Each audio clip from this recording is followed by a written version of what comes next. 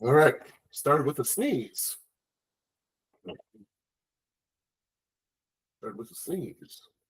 And let's see, recording. And no friends on yet. Bags under eyes. Really baggy. God, I look like I've been punched in the eyes. Anyway, glasses help hide that. But anyway, this is the first session of Arting with Matt, or Arting Around with Matt, because I want it to sound funny. I got several friends that, miss drawing with me, and so I'm making a little group where every Saturday at 10 a.m. I try to draw art with my friends. And my video recording devices are really, really, really weird with me right now. There we go. So I'll be uploading this to YouTube, and hopefully I won't leak any private information aside from my office is really close to my stove. And I really need to clean up my D&D table, which is technically clean, but it's covered in cleaning supplies. Whatever. Cocktail of diet soda and diet energy drink. Because a Red Bull is too much caffeine, but 1/8 of a Red Bull is okay.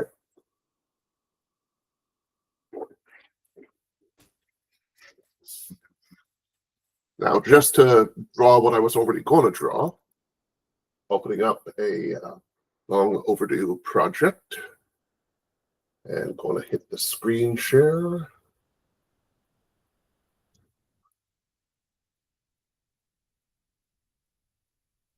Yeah. That should do it. Might switch to something else when somebody comes on, but hey. Oh, I guess that's an alternate name for my friend.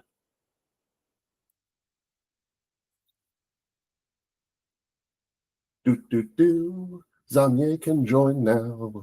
Zanye can join now. Hello, I presume you are Delirium. Or they're not having their mic on.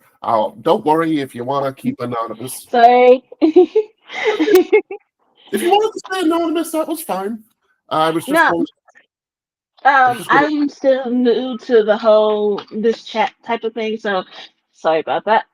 No prob. There's a million chat video options out there. Most people use Zoom. I use Google Meet. And I always have to instruct people through it.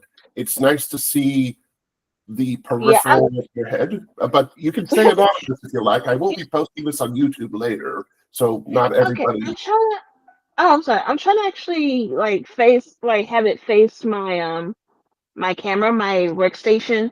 Okay. And it's weird. I've never done this before, so yeah. Take your time. I'm just gonna doodle. Doodly. There we go. There's the button. There we go. Okay, I'm going to pin that because I want to see what you're doing. Yeah, I've been kind of busy, doing all sorts of things. Uh, I'm also just trying to learn how to do eyes now. So, yeah. Oh, eyes, yeah. But I'm doing Scooby-Doo eyes in this character, and it's always a trick to do eyes because your first instinct is for round eyes, but then the eye sockets are kind of square. The eyelids have triangles in it. Definitely. Now that we bring up eyes, I should bring up that one of my... You see how I got like a dozen little projects on here for every occasion? One of them is Dragon Ball Z fan art. Like I had Xenoverse account characters, so I'm trying to draw eyes that way. But Dragon Ball had several styles over the course of the decades. Like Bulma doesn't have Vegeta's eyes, but heck, now's as good a time as any to draw angry Saiyan eyes. I guess so.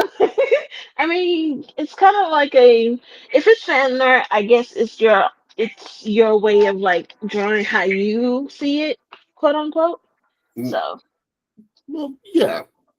I mean, sometimes you draw for observation, sometimes you draw as a shorthand, and when you're adopting styles, you're adopting somebody else's shorthand.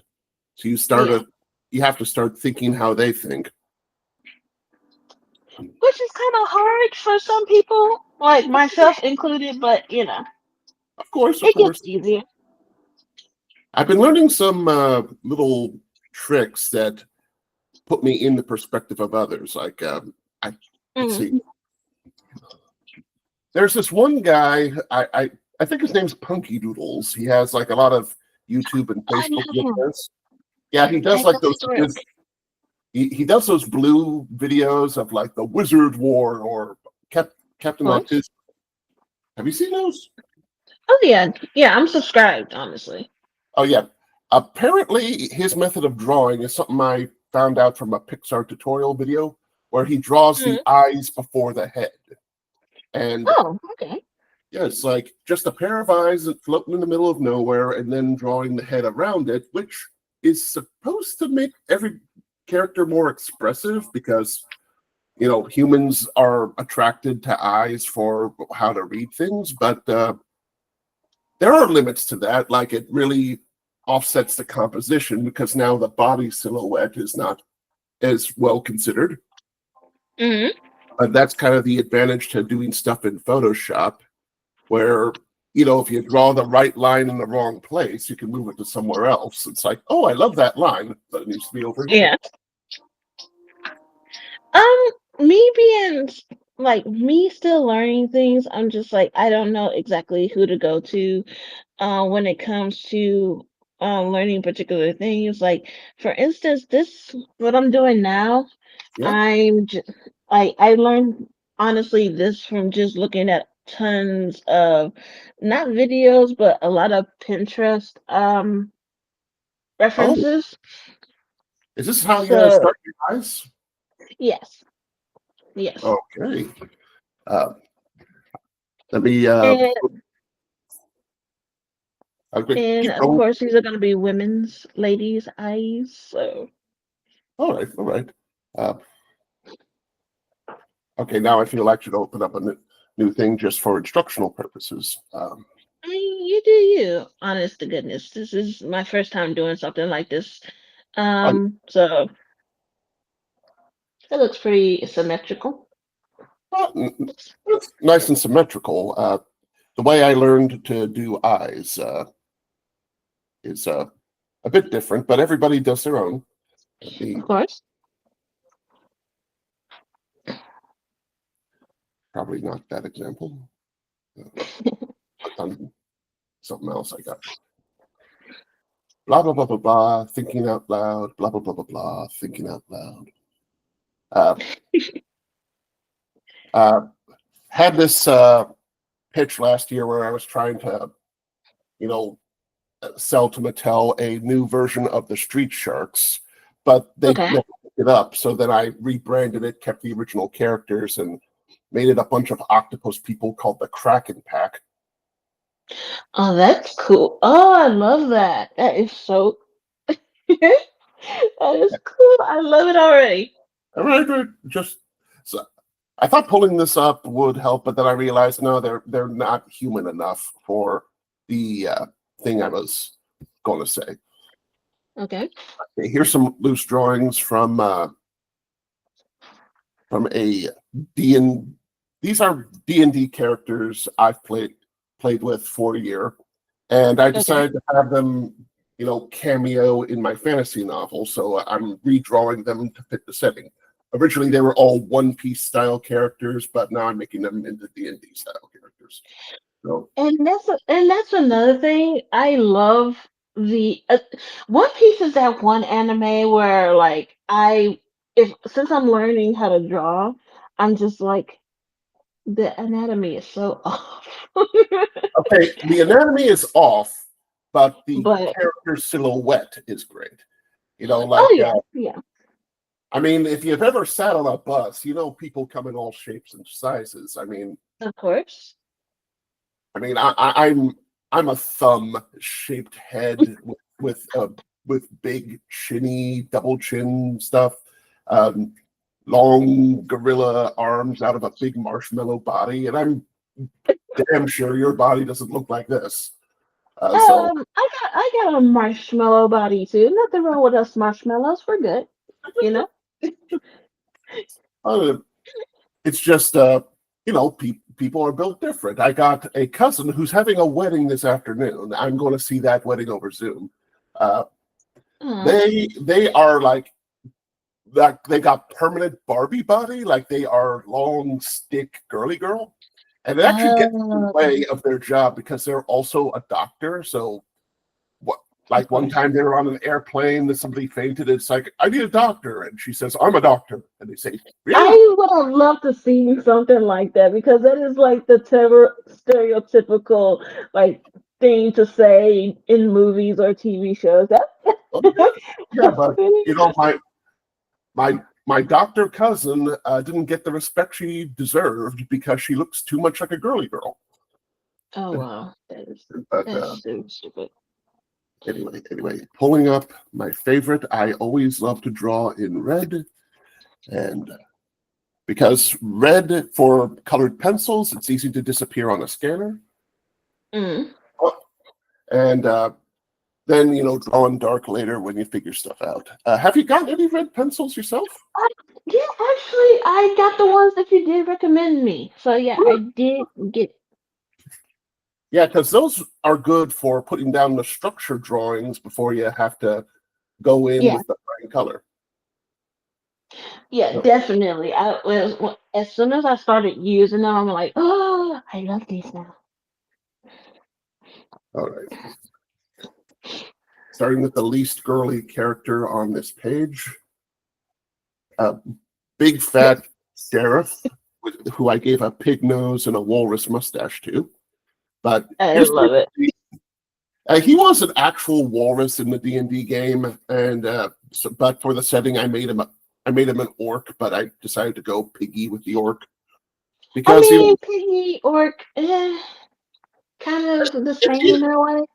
you see it in the anime all the time. Like they lean full pig in anime Yeah. orcs, and in American orcs, they try to go for like shaved chimpanzee most of the time.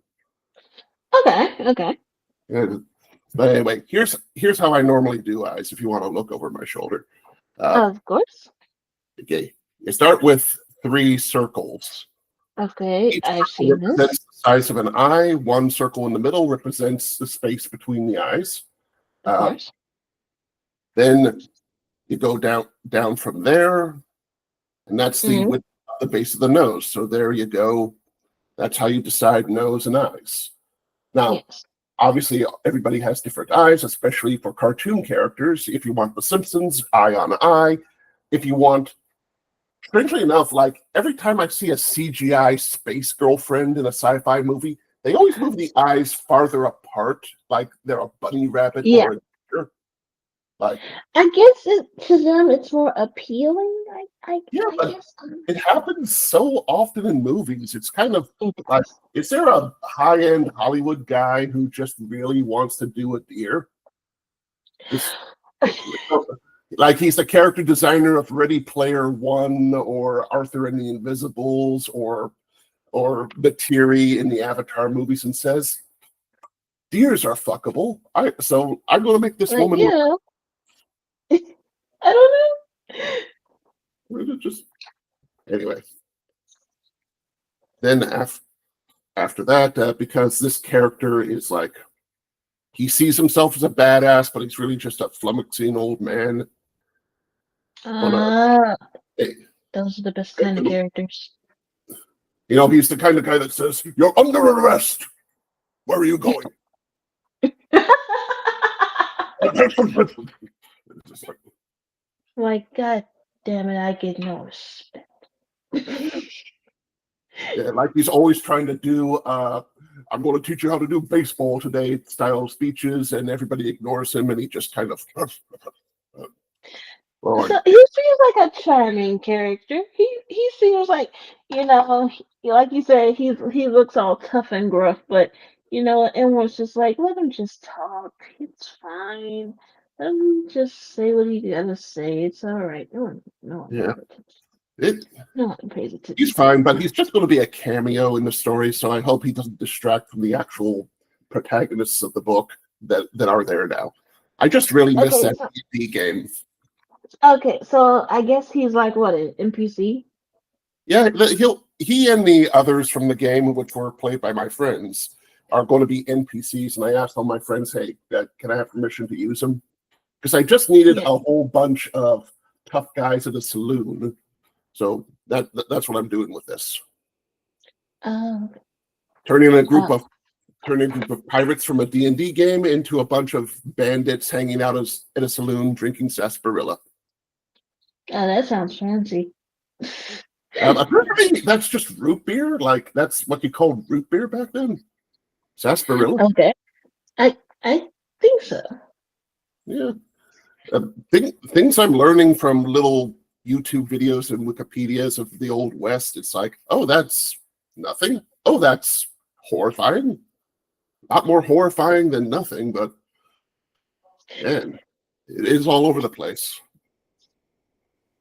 Now, because his character's fat, I'm not even going to bother drawing the jawline. He was a walrus, so I'm giving him like just the thickest neck. Maybe a buck. I I don't know what I'm doing with this character. I Okay, okay. Two things I'm seeing right now, and this is great either way. I do. I I, love it so much I didn't already. register the nose as the nose for a second. I just registered it as like a weird bridge of the nose. I registered the lowermost line as the mouth and the line above it as the nose. So this person is just shocked in horror of what they're seeing, going, "My God, I that's not a mole!"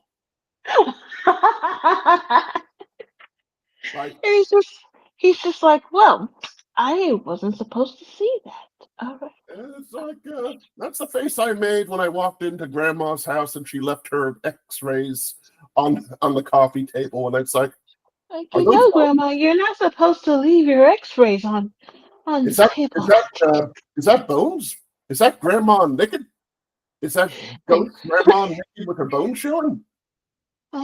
Grandma, you should always put those away, please. Yeah, yeah, because you look at the X-ray long enough, you start seeing the skin, and Yeah. God knows I made that face. Like, oh God, no. Like, Kill me now. he, he's not ready. He's not ready for what's gonna happen. He's just he. Hold on, hold on one sec. Okay, no, take your time, take your time. Just joking around with naked grandmas. Naked grandma humor, naked grandma humor. Do, do, do, do, do. She's got a tumor. Honestly, goodness, I love it. Now I just want to be like, what can I do to this character? Well, look at my forehead. Raised eyebrows, wrinkles on the forehead. That's something to do when you're surprised. Okay. It's like, I'm trying to draw. Like, would that be? I look at my bald head. Look at it. I'm looking at it. I All think that right. works. All right. The eyebrows are pushing against the skin. It's just like, yeah, you should, yeah, you need to do something about that, Grandma. I want to give him some. I guess I was trying to do like, okay, that's better.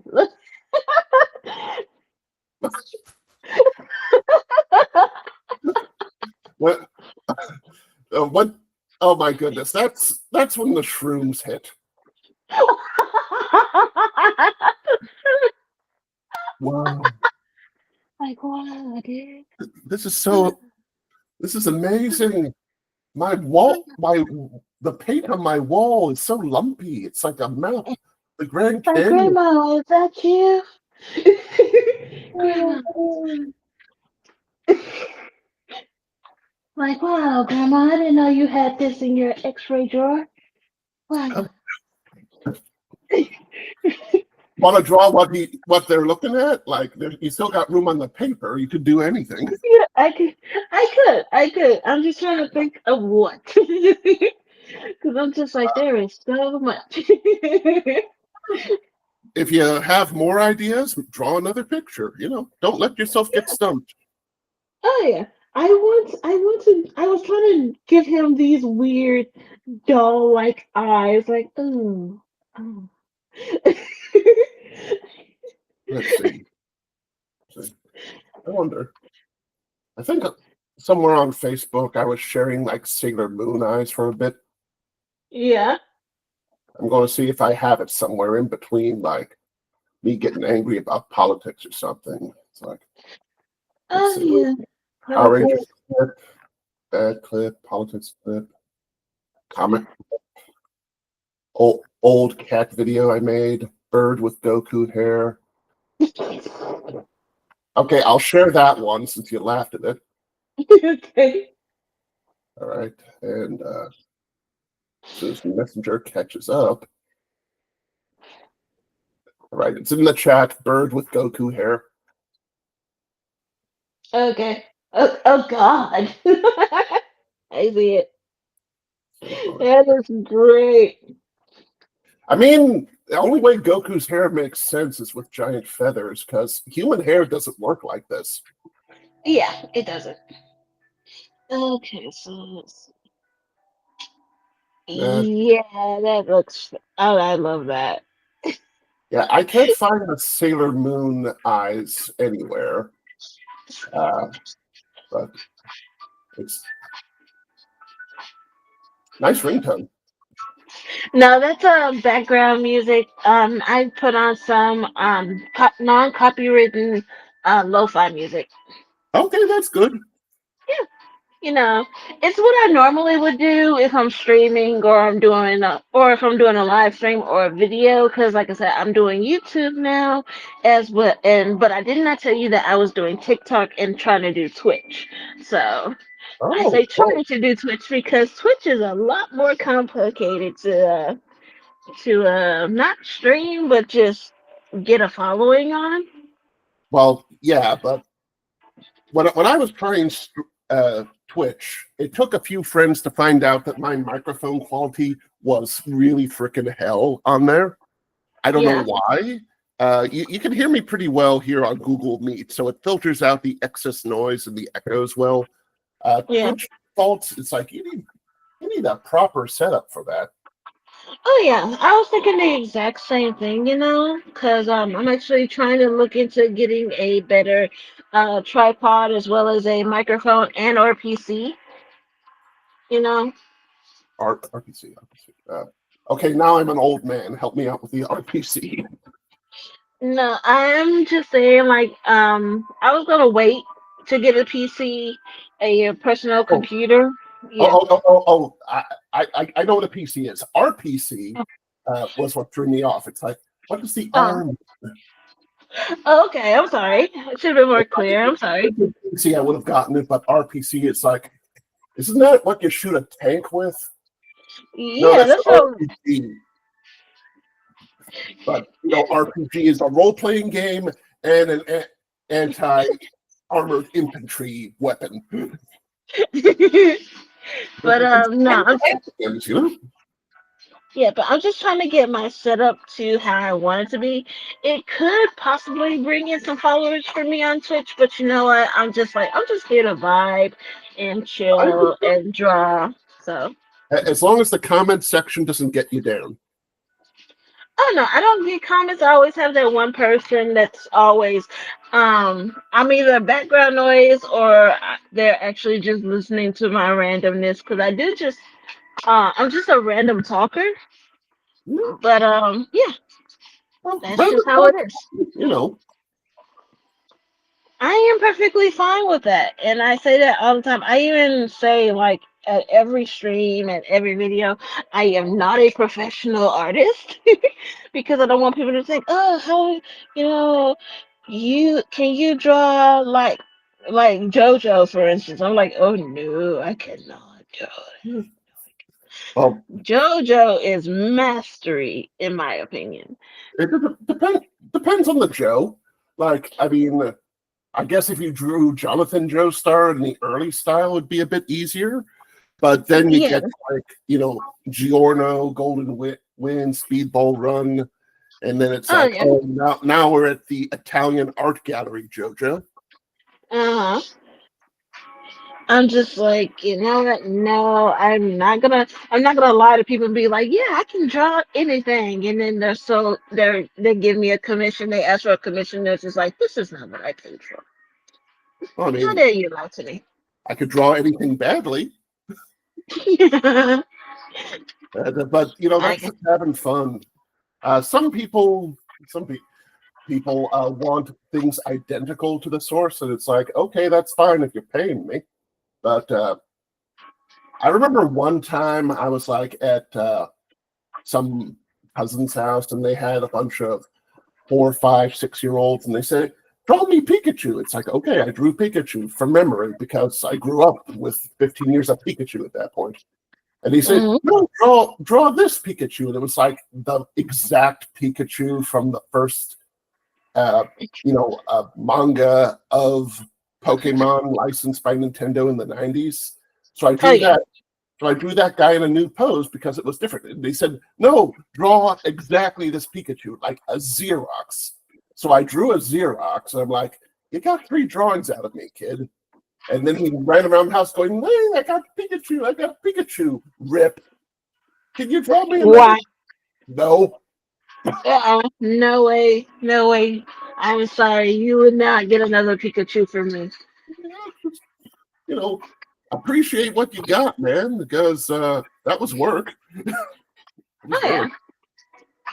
I What mean, a kid I do. still going to be a kid, but mm, I yeah, mean, kids are harsh, you know. So it's either their way or no way, in my opinion. uh, sometimes they don't even know that they're doing that. Like, They don't. They don't. it's just like, well, oh my goodness. Anyway, I'm not going to get into talking about my nephew at this time, but my brother and my sister-in-law are raising my nephew with never say no parenting. So Um. it's like we don't want to discourage him from his independence or creativity. So never say no to him. Always offer him something better.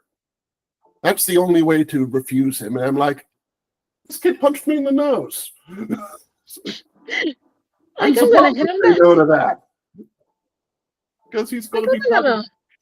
What are you planning Yeah. to release him into the wild? It's like, no, no, no. You have to domesticate a child a bit. That. I Me, mean, I'm just when it comes to children, I'm just like, oh, I remember being a little heartbreaker and telling people my emotions, and I also remember getting in trouble for it. yeah, it's okay. Now I almost want to go off on a Disney tangent. I hope you don't mind me going off on tangents because I don't want to be rude to you. Oh, you're not gonna be rude. Go ahead, dude. Okay. With so when I think of the perspective of a child, I think of Disney films or Okay. children's films in general, and there seems to be two general approaches, though there are better sophisticated approaches. One Hmm.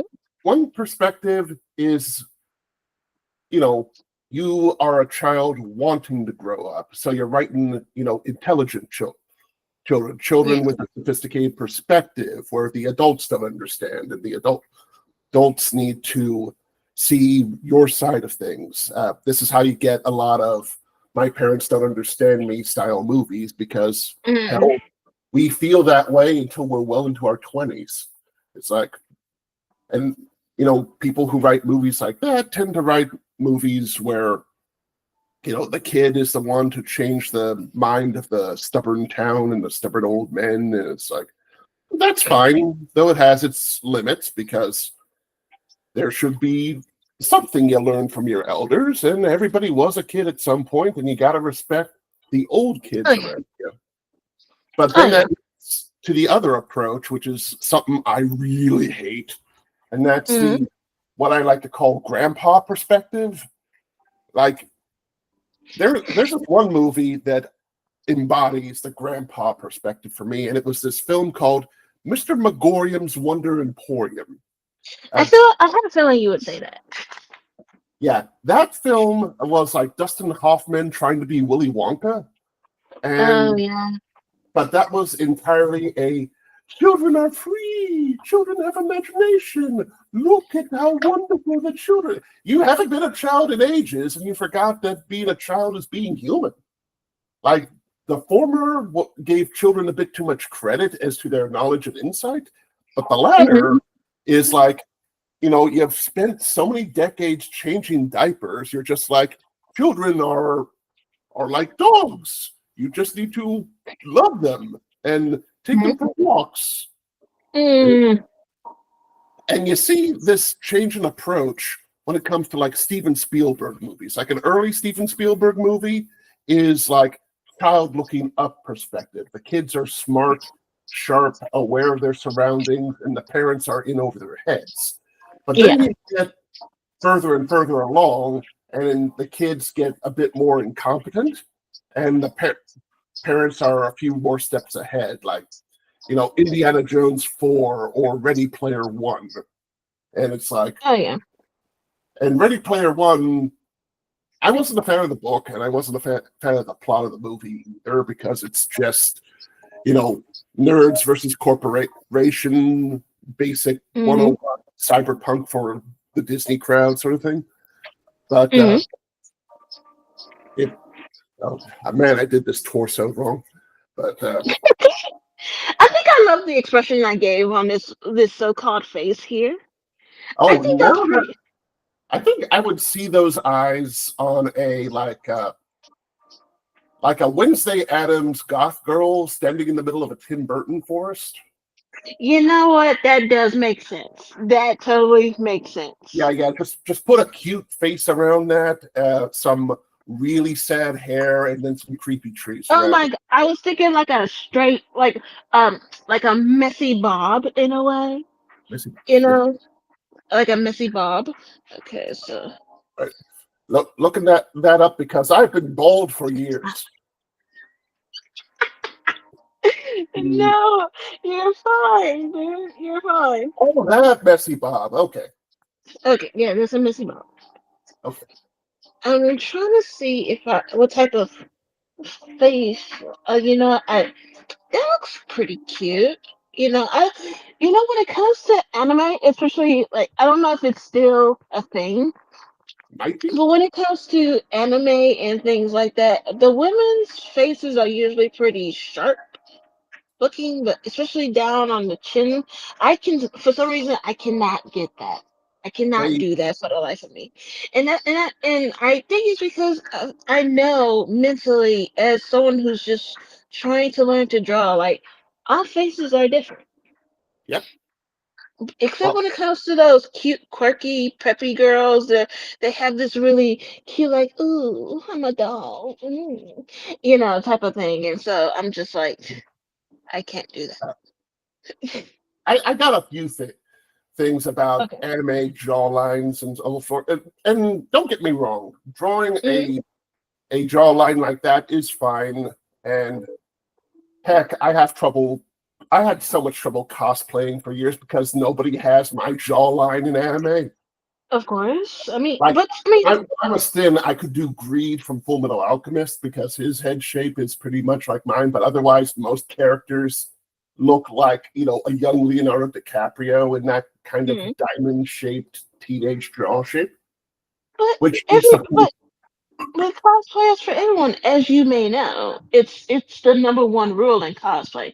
Cosplay is for everyone as long as you're not a dick about it. So. I mean, okay, fine. Uh,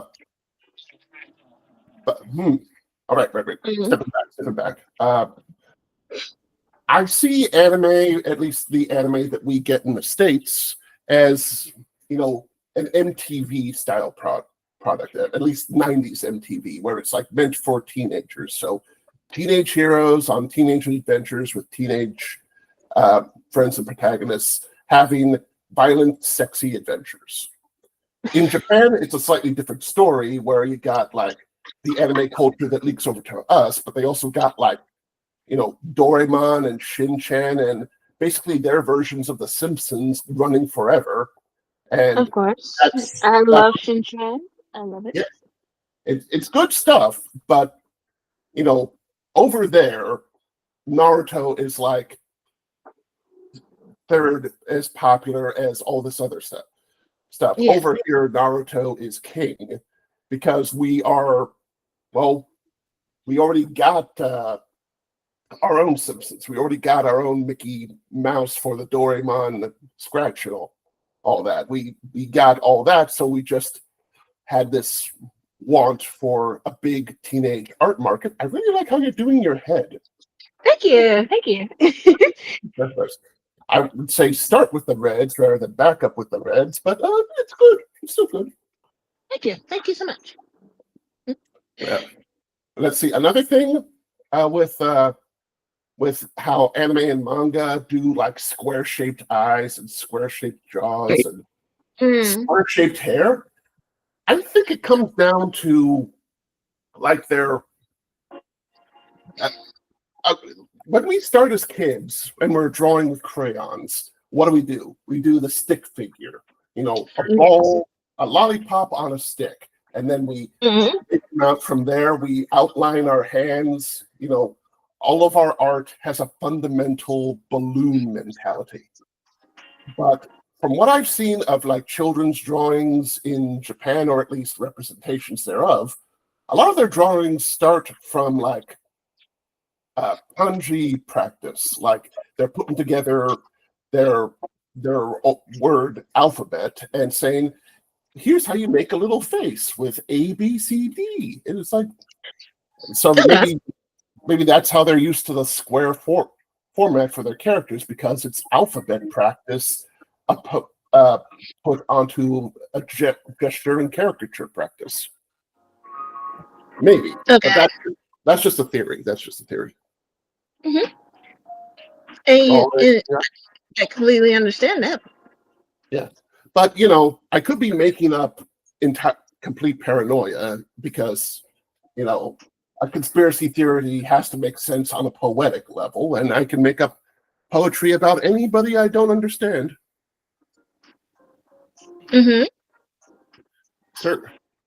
Certainly, I've known a few people who believe conspiracy theories because they have a certain poetry to them. It's like, no, that's impossible. That makes no sense. It's like, but it's poetic. Yes, that's why it doesn't make sense. It's too easy. Stopping myself. I'm listening. I'm sorry. No. I'm stopping myself from going off about a friend who, really took me off with a conspiracy. But anyway, drawing a fat guy's gut. I'm trying to see how I want these lips because I'm trying to draw a full face. I'm not a lip guy. The most I know about lips is what I see on Steven Universe, where it's like, hey, I could just draw a line around the mouth. Cool.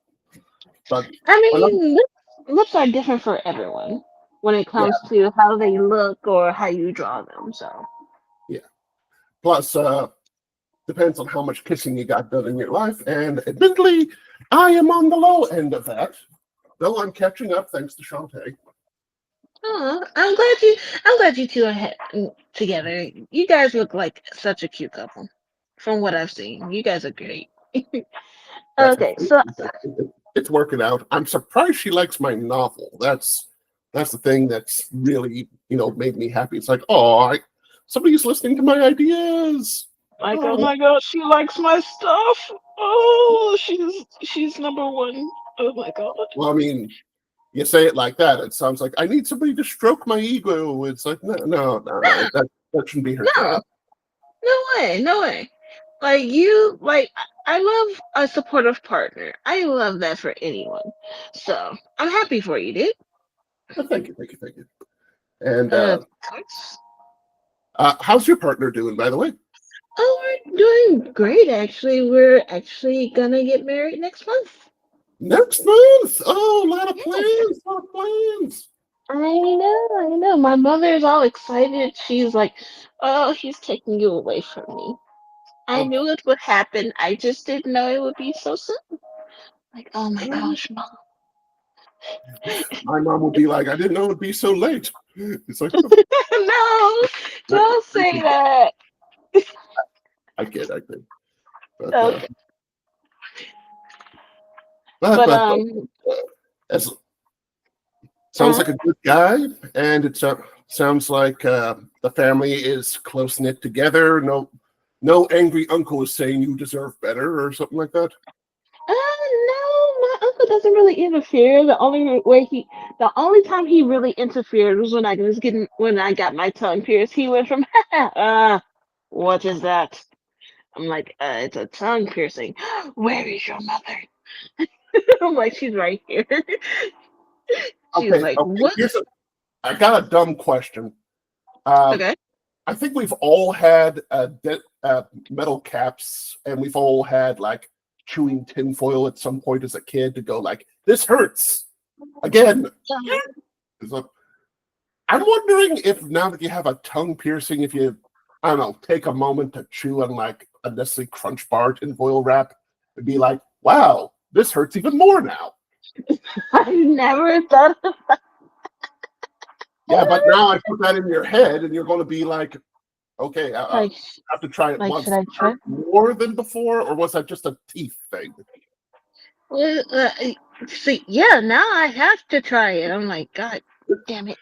Now I have I to try. curse you. I curse you with the future of chewing on tinfoil for a second. Like, God damn, my curiosity is gotten the best of me again. Tinfoil, tinfoil. It's basically I'm like, you're gonna try it later, aren't you? I'm like, God damn it, I am. All right. Now, here's something I also like in Photoshop. It's the little history bar. Like, here we see what I've been drawing, but here's what it looked like Yeah. at the beginning of the session, and here's what it Uh-huh. looks like at the end. Nice. Yeah, just fleshing out and turning a light gesture drawing of knowing where I want it to be and adding a little muscle here and there. Hmm. Looks great. I noticed this too with a lot of pros. Like they're, when a pro finishes the work, it always looks amazing. But when they start their work, you get a look at who they were uh, before they Before. start. Like this is the kid they were. This is the teenager they were. And then they start refining, and it's all the lessons they did put into refining. And I'm really adoring your character now. It's I do too. I do too. I'm like, who is this character? What Zoe is their Saldana is Zoe Deschanel story? in Zoe Um, Zoe. I kind of want to give her like it. You ever played the game Alice Madness Returns or heard of it? Yes. Ages Okay. ago, I didn't play any remastered versions. I did play enough of it. I think I got Yes. past the first Jabberwocky encounter. Okay. Oh, you okay the original one. Okay, so the one I'm talking about was the upgraded one. She's still trying to save Wonderland. It's actually one of my favorite games, to be quite honest with you, because Yeah, it's American McGee has a good reputation. hmm? The creator of the game is a guy named American McGee, and I'm like, Of course. that's a funny name. But go on. No, you're fine. But no, I'm trying to give her kind of like that type of backstory without it being a complete copy.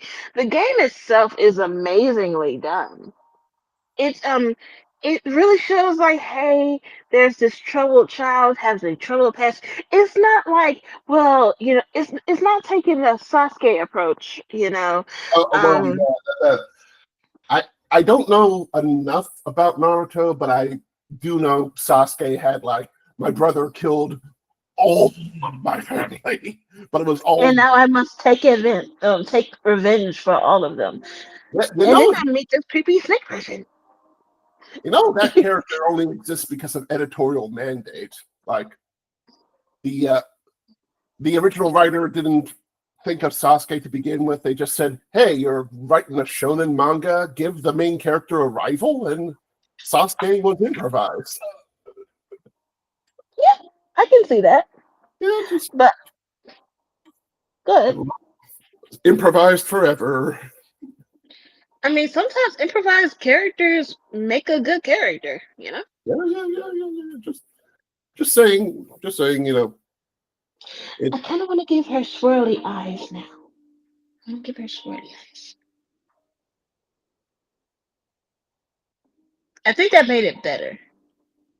What you think? I like that her eyes are asymmetrical. It gives the feeling that her right eye on the left screen might be about to cry at any moment. Yes, that's exactly what I was trying to go for. But at the same time, I'm just like, you know what? Let's make this a little weird.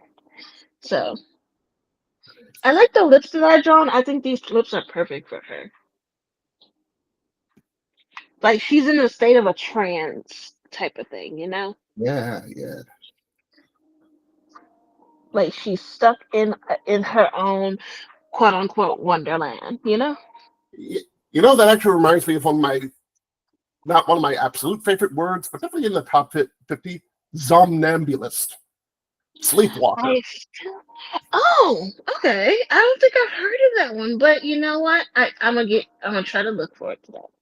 Yeah, I mean, So I know it because of this old movie called The Cabinet of Dr. Caligari.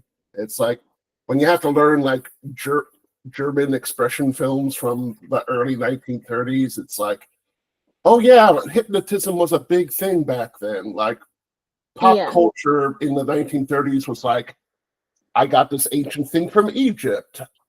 I can hypnotize Oh, you to do absolutely anything. Uh, Maybe there's a robot. Lots of ghosts, a lost island of something. I just find it okay. interesting the pop culture nerds in different eras. Okay, I can see that. Because we didn't always have comic books. We kind of always had comic books, but not always. Yeah. Though Egypt mania was a very weird thing. Like I forget the exact video I watched, but it was like most of our Egyptian obsession came from like tomb raiding from the 1870s onwards, from like 1870 to 1940. We were like, oh, good, you got an Egyptian relic in your house. Oh, that's cool. Ooh, I wrote a story about an Egyptian princess in my house. No, I wrote a story about an Egyptian prince in my house. It was just It's also cursed for some reason. it just stealing a bunch of tombs and sarcophagi and saying, oh cool, this is my Pokemon collection of the 1930s. Got a collection of all dead Egyptians. Just so freaking weird, man. But Oh yeah. I mean, the there- culture of Egyptians is quite interesting. One of these days I do want to make um like some sort of show dealing with the ancient Egyptian um gods and goddesses, because if it's not Greek mythology that I love, or Celtic mythology, I love me some Egyptian. Egyptians Egyptians don't get enough hard love for their myth. They do not. Like they They get a do lot not. of use. I mean, certainly Yu-Gi-Oh is covered in Egyptian stuff, but And JoJo at some point, yeah. and Moon Knight but they always are vaguely Egyptian rather than hard Egyptian.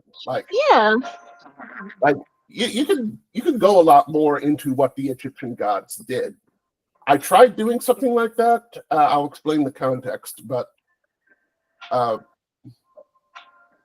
I was surprised that some things were not perfectly analogous. Like I was doing this thing because at one point, Egyptian Empire, Roman Empire, Greek, all side by side. And Hmm. there are a lot of Greek stories claiming that the Egyptian gods were just Greek gods under a different name. Hmm. Like there's actually Greek myth stories about, and then the gods fled to Egypt and disguised themselves as animals. And that's why the Egyptians are animal gods. It's like, okay, nice to know that people were whitewashing in the Bronze Age. I did not enjoy like when they got like when Hollywood got a really bad rep for Gods of Egypt. I think that's the name of the movie. That is, They were furious. I like And they that had people every right to be. that every right to be furious. Though it is Yes. funny knowing, the Ptolemaic dynasty in Egypt because that was Cleopatra's family, and Cleopatra's family were all Greeks, uh, sister fucking for like a few dozen generations, like 8 generations of people that came in from Macedonia, from Yeah. Alexander the Great, and just you know this family of white people in charge of Egypt. So it's kind of funny that it's like, hey, there are no white Egyptians except for Cleopatra's whole family. I think if you're gonna make a movie based on like past rulers or mythology or anything like that, you should at least do your research instead of just like, okay, so which actor is gonna play him? They're very Yeah, butch looking yeah. and da da da. I If you're hate going to do anything pre-Ptolemaic dynasty, yeah, it would not be white people. So that would definitely go to the gods. And I yeah. I think but if you're gonna make a mythological movie of any proportion of any race, religion, or anything like that, you need to learn how to do it correctly.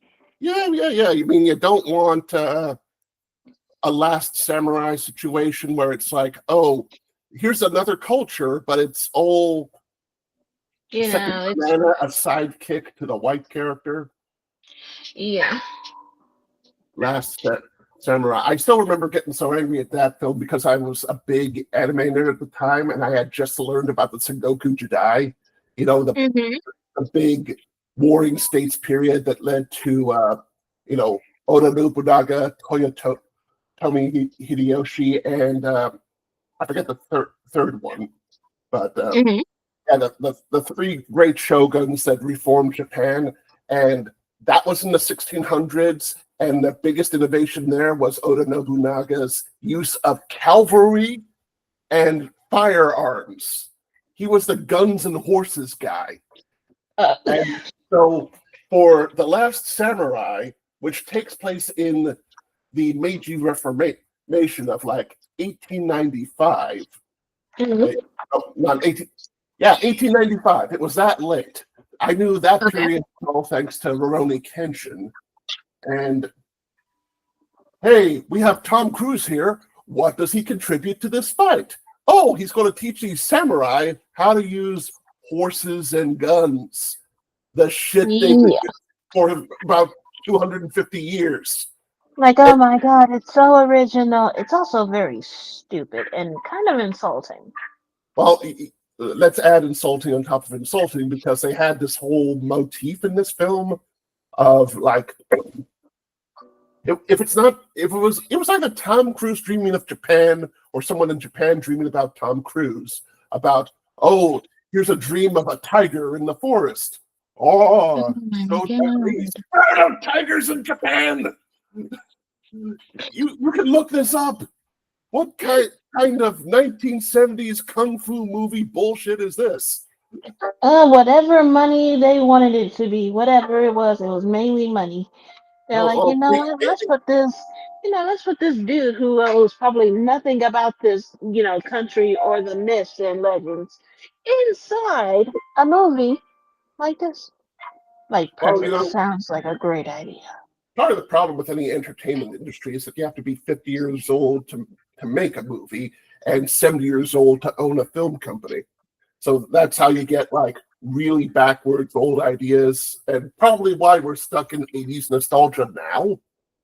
Because, guys, 80s nostalgia in movies, I think, can be attributed to like guys who last remembered being in their 30s in the 80s that are running. Yeah. But I'm going off on a tangent on top of a tangent. It's fine. We're talking. We're chatting. We're drawing. It's cool, dude. We're talking. I We're like drawing. this.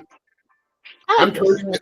I'm turning a jellyfish man into a bearded elf and making the beard look like his old tentacles from the game. That's great. Yeah. Oh yeah. Back to Egypt. Yep. Okay. So one of the things I was thinking about with that got me on Egyptian gods for a little bit, aside from trying to find one-to-one relations between Egyptian gods and Greek gods and Norse gods, I couldn't find a god of the ocean for Egypt, and I'm like, what do you mean they don't have a god of the ocean? They're a Mediterranean country. They should have a god of the ocean. Exactly. Yeah. If an ocean is in your culture, you make a big deal. I found gods of the Nile. Didn't find god of the ocean. Like, maybe it was a bad Wikipedia page. Okay.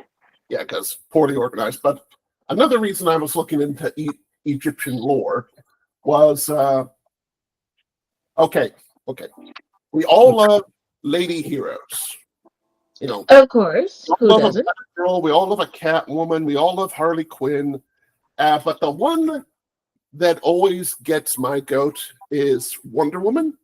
And because we still haven't gotten an animated series about her.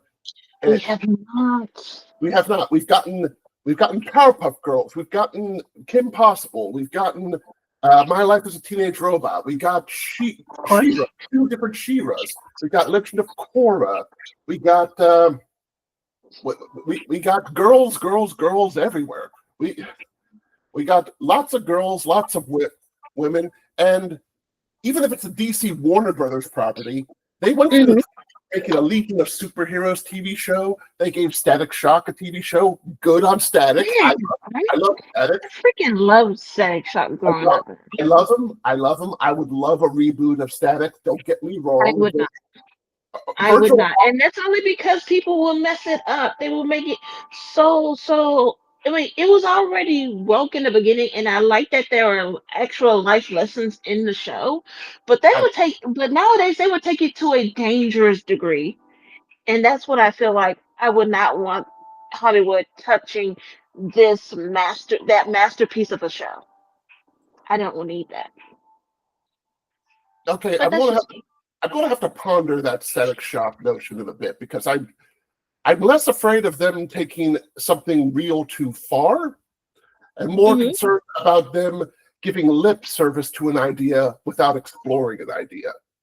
Like, Star Trek Picard seasons 1 and 2 kind of showed me how surface level Hollywood virtue signaling can get. And I'm sorry that I have to use the phrase virtue signaling. It makes me sound like such an incel. But no, you're good. But you can't be an incel, dude. You got a girlfriend now. Your incel card was never in the mail.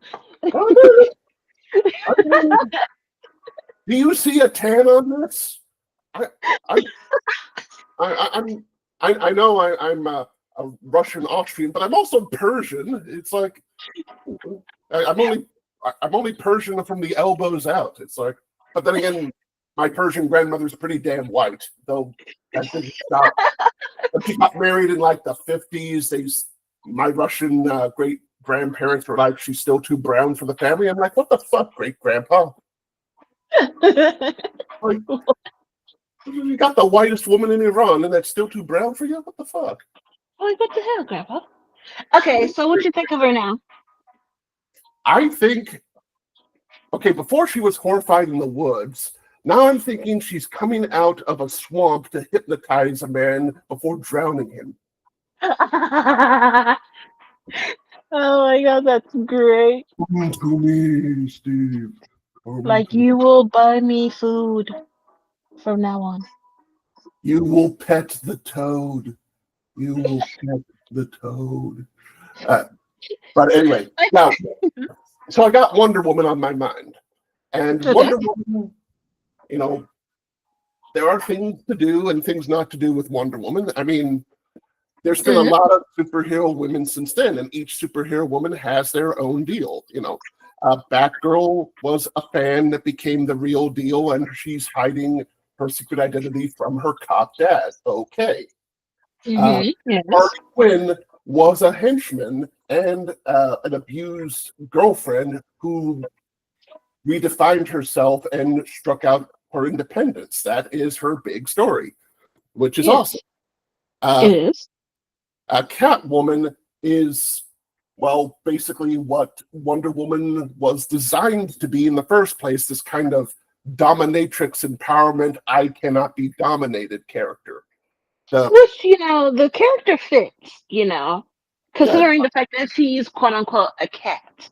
right. You know how much assholes cats are. So Well, most cats. I did know like one or two really good cats, but they mhm, were exceptions, not the rule. But anyway, Wonder Woman, as she was originally designed, was kind of a grab bag of ideals. Like, it wasn't about she can stop the villains that the cops can't stop, like in the way Batman or Superman were designed. Because, it was the late 1930s, the world sucked. People still remembered the Dust Bowl and the Spanish influenza. The mob was mhm. everywhere. The KKK was a charity organization. It, Ooh. it was a crappy world back then. Oh yeah. And, you know, you made Superman to say, don't worry, you still have a future. This crappy world can't keep me down. That's Superman. That's what he was Yeah. designed to do in an unstoppable evil world that people actually lived in. Superman Mhm. was like, fuck your shit. And he was subversive. He was subversive. Same with Batman. Hey, you worried about Al Capone? Don't worry. Batman's on the case. I'm going to take out that Al Capone. Wonder Woman, she wasn't so much fighting evil. I mean, the evil of. She was fighting against men, basically. Didn't she grow up as a feminist? I'll get into that. I'll get into that. Okay. She was. She was. Her fight against men mostly took the form of I am as strong as any man in the room, which Mhm. means she shined the most in like team up books. Like, hey, here's her with the Justice Society. Here's her fighting alongside Batman and Superman. Mhm. Strangely enough, you think a character like that would be fighting like, evil men. Like, you Yeah. can easily imagine that she'd have a villain that she actually has one, but he has never taken this form yet. Dr. Psycho, a literal short man, sexist with the ability to control minds. And you think, shouldn't that guy be running like a toxic masculinity mafia as like an evil Professor Xavier? Mhm. And her whole deal with the lasso of truth is, I'm freeing you from the mind control of toxic masculinity, man. That would make the most sense. It would. But that's not how she works. A lot of the time, it's in the old comics that I've tried to read, it's her fighting other evil women and then teaching them how to uh, respectfully submit, because that was part of the lasso too. It's like, you don't need to beat people up. You just need to tie them up and tell them you love them. Again, going back to the dominatrix thing. And that's weird too, because it kind of loses the empowerment symbolism of just punching a guy in the face. But that's a whole other thing. It's like you could write something smart, but then you can write something so smart it boomerangs back to being stupid. Mhm. It's like, but that's a whole other rant. But still, Egyptian mythology is what the backbone of this is. So I was looking at Wonder Woman's villains, and if you take out all Okay. the gods and an absurd number of Nazis, like she has 25 or more different Nazi-based arch enemies. And I'm like, wow, didn't know she had more Nazi villains than Captain America. Shit. That would make more sense. Like look at the Wikipedia rogues list sometime. It's hilarious.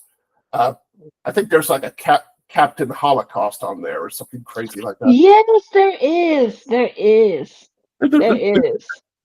Yeah, but anyway, you remove the Nazis and you remove the Greek gods, and you remove like the edgelord names. It's like, here's atrocity, here's penance, here's ingrown fingernail. You know, those 90s villains.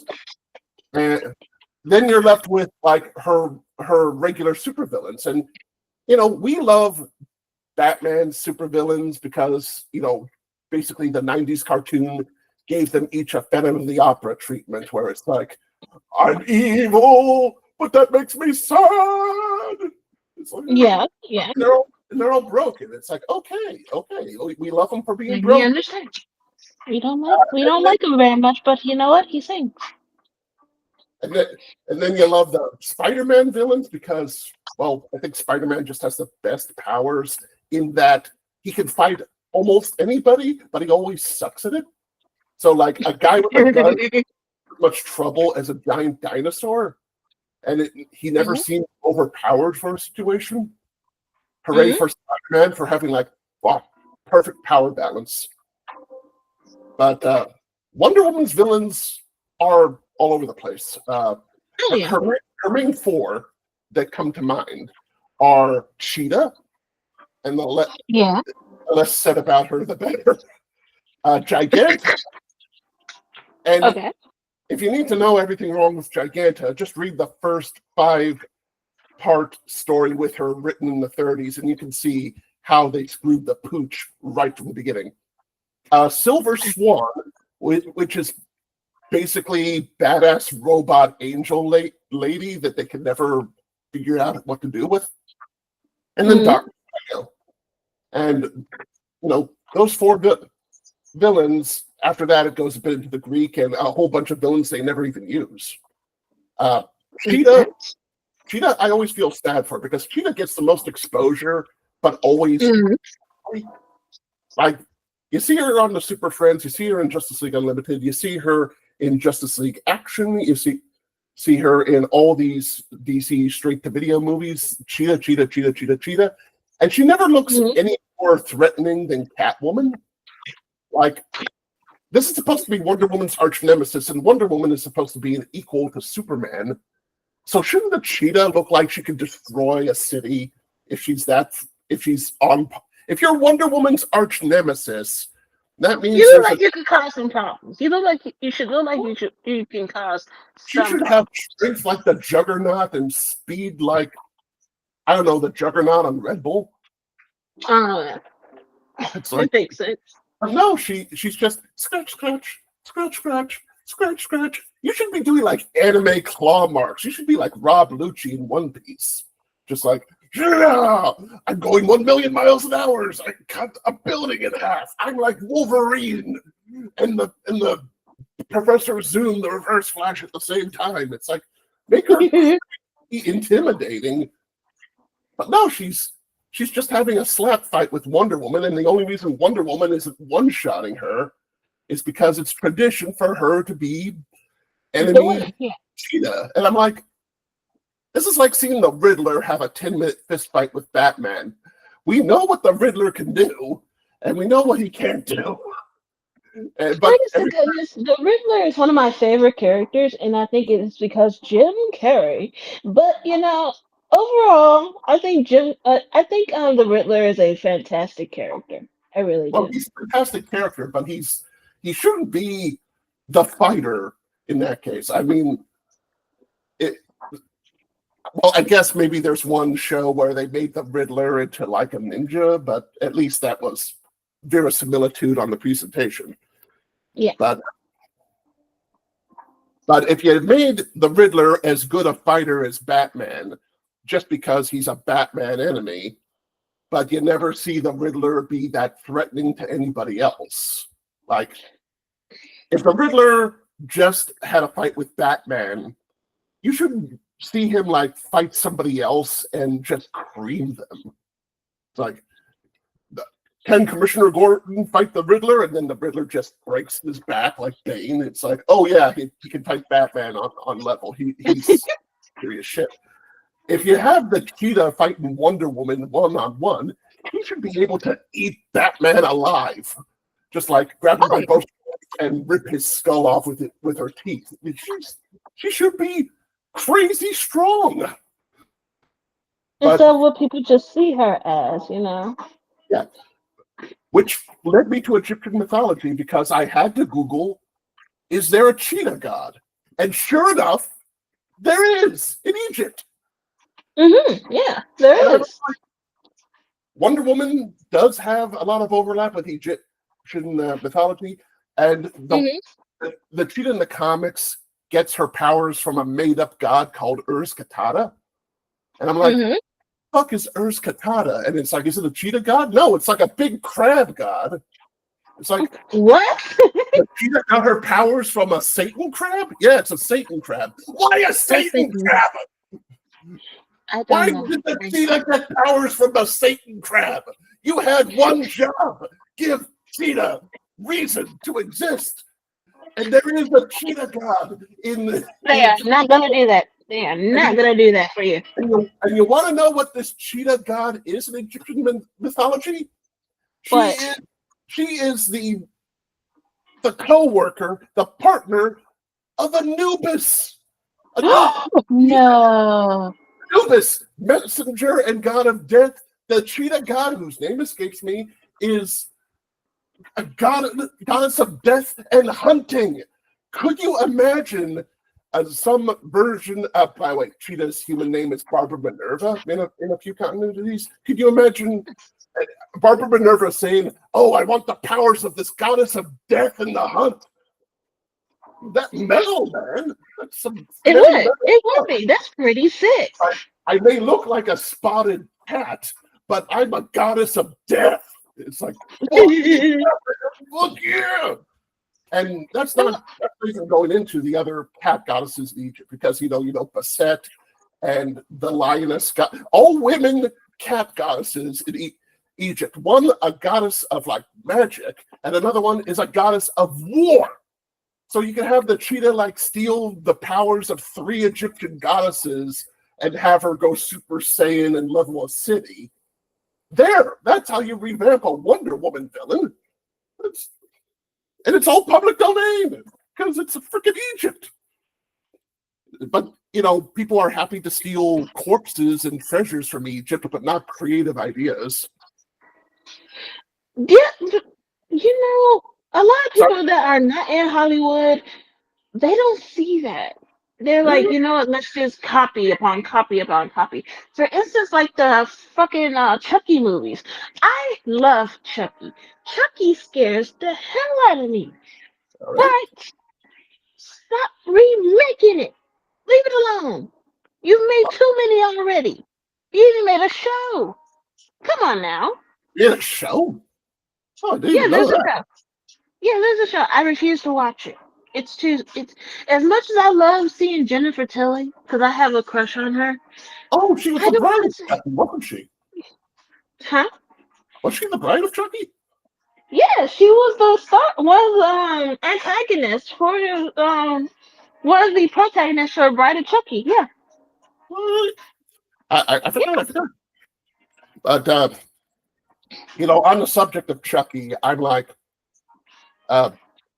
sometimes an actor's just gotta eat, and I'm not sure enough people are hiring. Who's the actor who plays Chucky? I mean, I forgot his name. I forgot his name too, but he's an old man now. All right, I'm look it up. Okay. Chucky actor, because he's in a lot of stuff, but he's you're getting old. You can't get on set that. Brad Dourif, great actor, plays creepy. Wonderful actor. Yeah, so if he's doing it just to pay the bills, I'm like, shit, man, guy's gotta eat. Yeah, I can respect that, but people like there could be more movies that he could be in that are horror wise. Like, come on, dude. Like, give this man more. All he's known for is Chucky. I get that, but he was also in The Mask. He was one of the bad guys. He was the henchman. The Mask with Took Jim me a Carrey. moment to remember that because Jim Jim Carrey eats the scenery so much, it's hard to remember anybody else in it. Except the dog. Dog was awesome. Oh my god, I love the dog.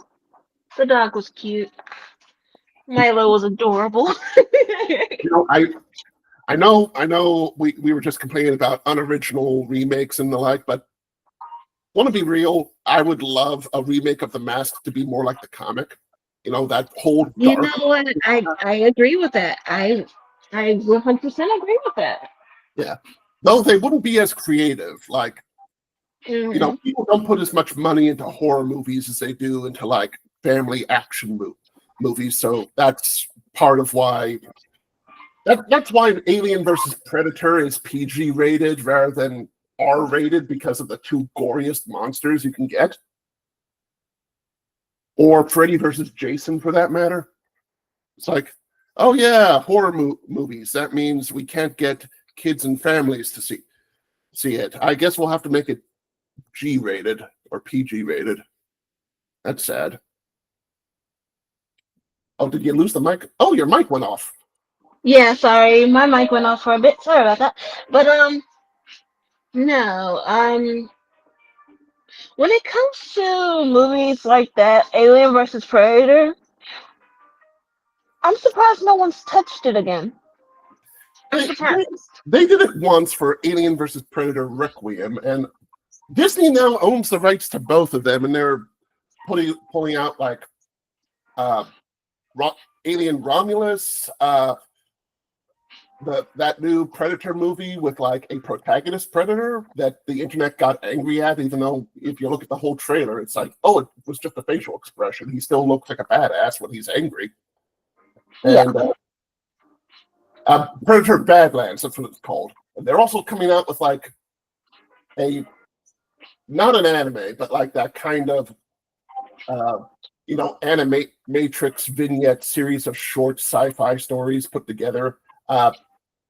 Predator Killer of Killers, I think it's called. Okay. I think I've heard about that. Yeah, it looks nice. It looks nice. It's CG with 2D cell filters on it, but it looks okay. Okay. You know Okay, they're trying to make a God of War movie, or are already in the process of making a God of War movie, live action or CG? live action. Well, if they're starting from the top, good luck to them. Though we'll see who's attached to it. If it's Dwayne Johnson or Chris Pratt, it's doomed. I knew you were gonna say Dwayne Johnson. Oh my Here's god. Dwayne is nice, but Dwayne's contract is terrible because Dwayne, for like the last 10 years, he's had it in his contract to never lose a fight on screen and to never be the butt of the joke. And I'm like, Why not? yeah, so anytime he's in a fight, he has He has to to win. it has to be a draw or he has to win. He's not allowed to look weak at any time. He's becoming more of a wrestler the more movies he's in, where he has to be the wrestling face instead of. You know. I'd love to see Dwayne fuck up because he's a big, invincible looking guy and he's adorable when he gets his ass kicked. But we don't get that anymore because his wrestling mentality is I have to be strong, I have to be strong, I have to be big, I have to be strong, I have to be the toughest guy in the room. And it's like, dude, Schwarzenegger became huge because he allowed himself to be Mr. Mom. Mhm. And Dwayne forever always wanted to be the next Schwarzenegger, but he doesn't let himself be the butt of the joke, which is what ruined the Black Adam movie. From all accounts, I still haven't seen it myself, but I can't help but notice whenever I see Dwayne Johnson and I'm counting, okay, when is he the butt of the joke? When does he lose? Never, never, and never. Oh, he's Mr. Perfect. Like you can't be a perfect character. You can't be. Even John Wick has some problems. Even Come on. Batman gets his back broken. Batman has to Of course. suck at something before he comes back around too. Goku Exactly. loses every first fight and goes to the gym to come back for round two. Goku Exactly. So it's just and Vegeta. Like, come on now. I mean, but Vegeta loses because he's asking for it. Goku he's brave enough to find out. Oh yeah, definitely. I don't. I But, still but don't know how Chi Chi does it, but I think it's in the food. in the food, It's the actually, food. that's the whole question of how did Goku ever get it up? Because it's like the only thing that interests him is fighting. So I'm like, was she just punching him in the face and still until he got hacked? Are you I ready, think honey? No, punch me 4 times. Just, I think that's what it was, sir. I think so. Honestly, goodness, I love Goku. He's a great character. I just don't like the Japanese voice acting for it, cause well, I don't know.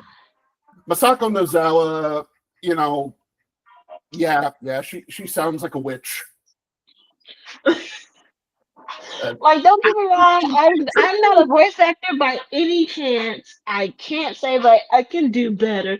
I can't say anything like that because why I have not had the training, the proper training, the proper experience to even try doing voice acting. So I'm just like, why is that a thing? And I'm just like, what is that voice like oh, with this husk of a yeah, man?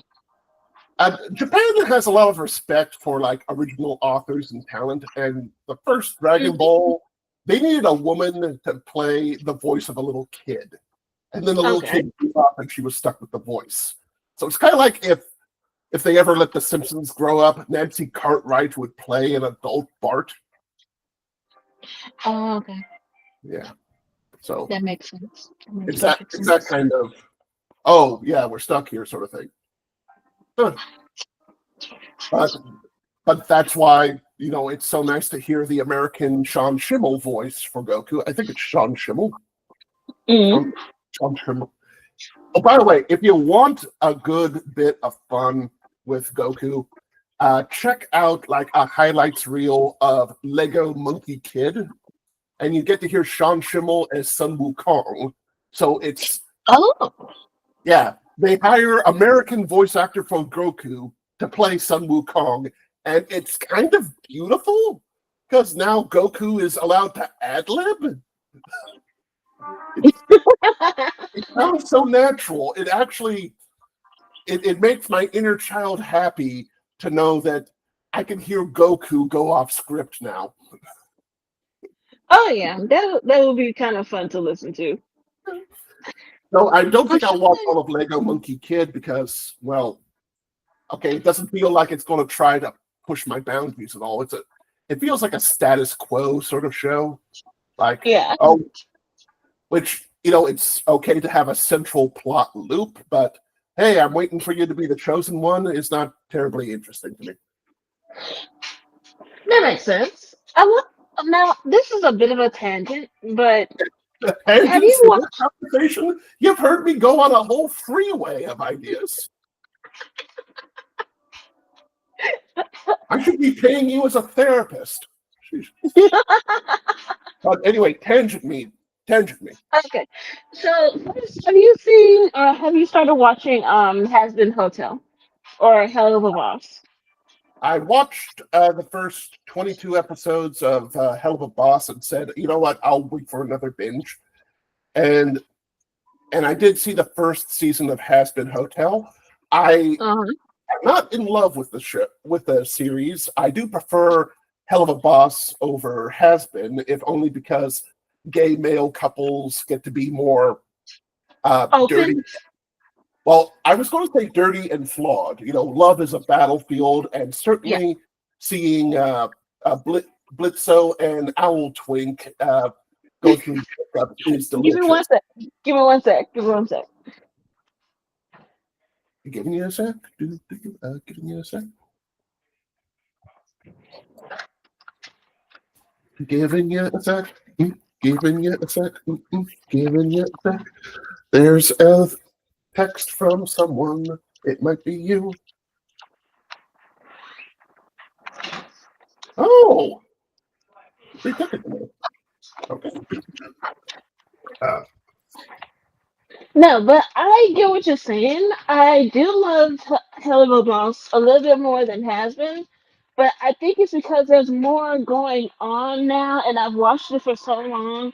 All the seasons I've caught up with, and I'm just like, wow, there was so much going on, you know. And yes, we only got season one and season two of Hazbin Hotel, and I'm excited to see more. Um, I'm just, is it bad that I? Okay, so I'm pretty sure I'm not the only one who's like this, Sure. but Speak freely. okay, I I'm so I got into art before I started watching the show, and Yeah. so now I'm just like I really want to make my own series, but not as strongly as those shows, because I know people are really sensitive nowadays about what you put on there, or who you're copying, or I mean, I'm not trying to copy anyone, but you know how people are. All right. All right. All right. I think I know where you're going with this, but keep going. Okay, okay. So I've thought of an idea, but my only tangent about it is that it's not gonna be. I don't know. I don't Original? know the word. Huh? Are you worried it's not original enough? Yeah, definitely. Yeah. Well, originality is a weird thing. I mean, a lot of people say this, and I want to examine it after I say it. Nothing is original; it's all a remix. But Hmm. I'd rather say it like this: all stories are human stories, and we have, in age after age, rediscovered what it means to be human and forgotten what it means to be human. Similarly, stories branch out from inception. Uh, but let me talk about all stories are human stories before stories branching out. All stories are human stories. My favorite story, well, maybe not personal favorite, but my favorite on principle is the Epic of Gilgamesh. And the Epic of Hmm. Gilgamesh is like the oldest recorded story we have. And it's about a bisexual couple of incredible hulks falling in love, a romance. One of them dies, and the other one kicks Heaven's ass to try to get his boyfriend back. And I'm like, if you told that story today, that would sound like the most insane DeviantArt pitch ever. But they came up with that in frickin' 5000 BC. 5000 BC. You want to know the oldest story I know of warning us about AI? It's What? the Sorcerer's Apprentice from 200 BC. The frickin' Mickey Mouse in the brooms thing. That's a I did not know that. that's a Bronze Age story saying, be careful, you don't want the automatic tools to go around doing the same thing forever, or it'll destroy us all. You want to know the first story about a robot pondering what it's like to be dead? That was Did not know Talos. that. That was Talos, the bronze man in Greek mythology, a robot made by Hephaestus. And it's like, where are these science fiction progressive stories coming from? And I'm like, I think about that a lot. I they're think about that a lot. all of our creativity is fundamentally in the human language of emotions. We've always had these ideas. And even if we make up stories about star children in outer space born of thought or whatever, Hmm. there's already some precedent of exploring that idea. It's somewhere, and it's fun to rediscover them. I want to tell Gilgamesh again because this is a whole generation that would not appreciate a gay male romance that features Dragon Ball Z fighting between two Hercules. It's like, that sounds like something you'd make up in San Francisco, not something that has been a tradition in ancient Sumeria. It's like, but it's human. It's a human It story. is. It's kind of Mhm. like it's kind of the irony of how we treat furries as if they're weirdos, even though all of our cave painting art is furries. It's like we made furry art before anything else. We made furry art before we had freaking fire. But we treat it as an outsider because our modern biases are entirely contextual. We I forget know. we forget how large the human experience is to include all that. So the gay Hercules romance, the robot Mhm. talking about death, and the furries predate the Bronze Age. That's me just being a little bitch about it. No, you're fine, dude. The fact that you're really strong about it, that's fantastic. You're good. Well, I mean, I'm strong about it because there's always assholes saying that this is tradition, this is normal, this is normal, this is tradition, this is common sense, this is normal, this is tradition. I'm like, take a history class, take anthropology, take psychology, take something to find out what a real human being is before you say what's normal. Don't tell me what's normal until you've really examined what a human being is. And from what I can tell, a normal human being, uh, writes gay Hercules romances, draws furries, and gets off to the Venus of Willendorf. Yeah, That makes sense. You know what the Venus of Willendorf is when I say the Venus of Willendorf, right? Hmm. Okay. Because I keep looking to that whenever somebody says, "Oh, this woman is so sexy," and then I just compare it to the Venus of Willendorf as a double check. It's like, the cavemen don't agree, so I think you are off. And then I don't know. But that's a whole other thing about weirdo sexuality. Ever since I heard somebody say, "Man, Jessica Alba has a nice round butt," I look at that thing and I just see like a soda cracker. Like, you think that's a big butt? Yes, that's a big butt. Are my glasses working? Because that doesn't look like big butt at all. That's a small boutique. It's a small That's a boutique. that's a small booty. She is a 25-year-old woman with a butt of a 13-year-old girl. There ain't no butt in that butt. It's like claiming an In-N-Out burger has a lot of meat on it. It's like no matter how much you like In-N-Out burger, that's a small patty. And that's where smash burgers come in. Oh my god. Well, the smash is wide, but anyway. Oh, you mean the brand smash burgers, not like the Yeah. recipes? Yeah. Because everybody's Yeah. calling it smash burgers anyway. But anyway, the other point. Oh yeah, originality by divergence. Okay. You can always have a similar pitch for an idea. Like, let's take Batman for example. Okay. Batman starts in this 1800 novel, I think 1860, 1870, called The Scarlet Pimpernel. The Scarlet Pimpernel was, the French Revolution. We need to sneak aristocrats out of the country, but one aristocrat disguises himself as a highwayman with a secret identity to save these rich people from being beheaded. And that's the first masked superhero secret identity aristocrat. By the way, invented by a woman author. So credit the invention of superheroes to the Scarlet Pimpernel. You go from there and you get like Zorro. It's like, hooray, an aristocrat rich man with a secret identity fighting crime and evil in old California.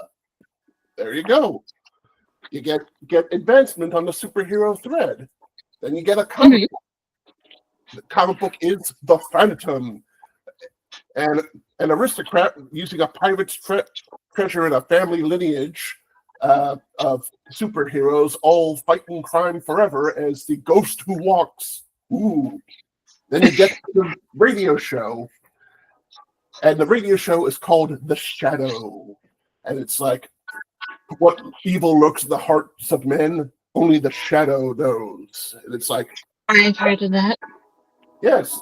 And the Shadow, yeah, another masked superhero, another guy fighting crime in the big city. Then we get to Batman himself. And Batman needs no introduction. But where do you go from there? Well, you got Daredevil, a lawyer who disguises himself as a superhero to fight crime. But here's the catch. The Daredevil has stories that you can't tell as Batman. Batman has stories you can't tell as the Shadow. The Shadow has stories the Phantom can't do. The Phantom has stories Zorro can't do. And Zorro has stories that the Scarlet Pimpernel will never do. And that goes the other way around. They each have a similar starting point, but they go off in very divergent directions. Because you can't have Batman without a sword going, I mark you with the sign of the bat. It's like, That would be kind of interesting.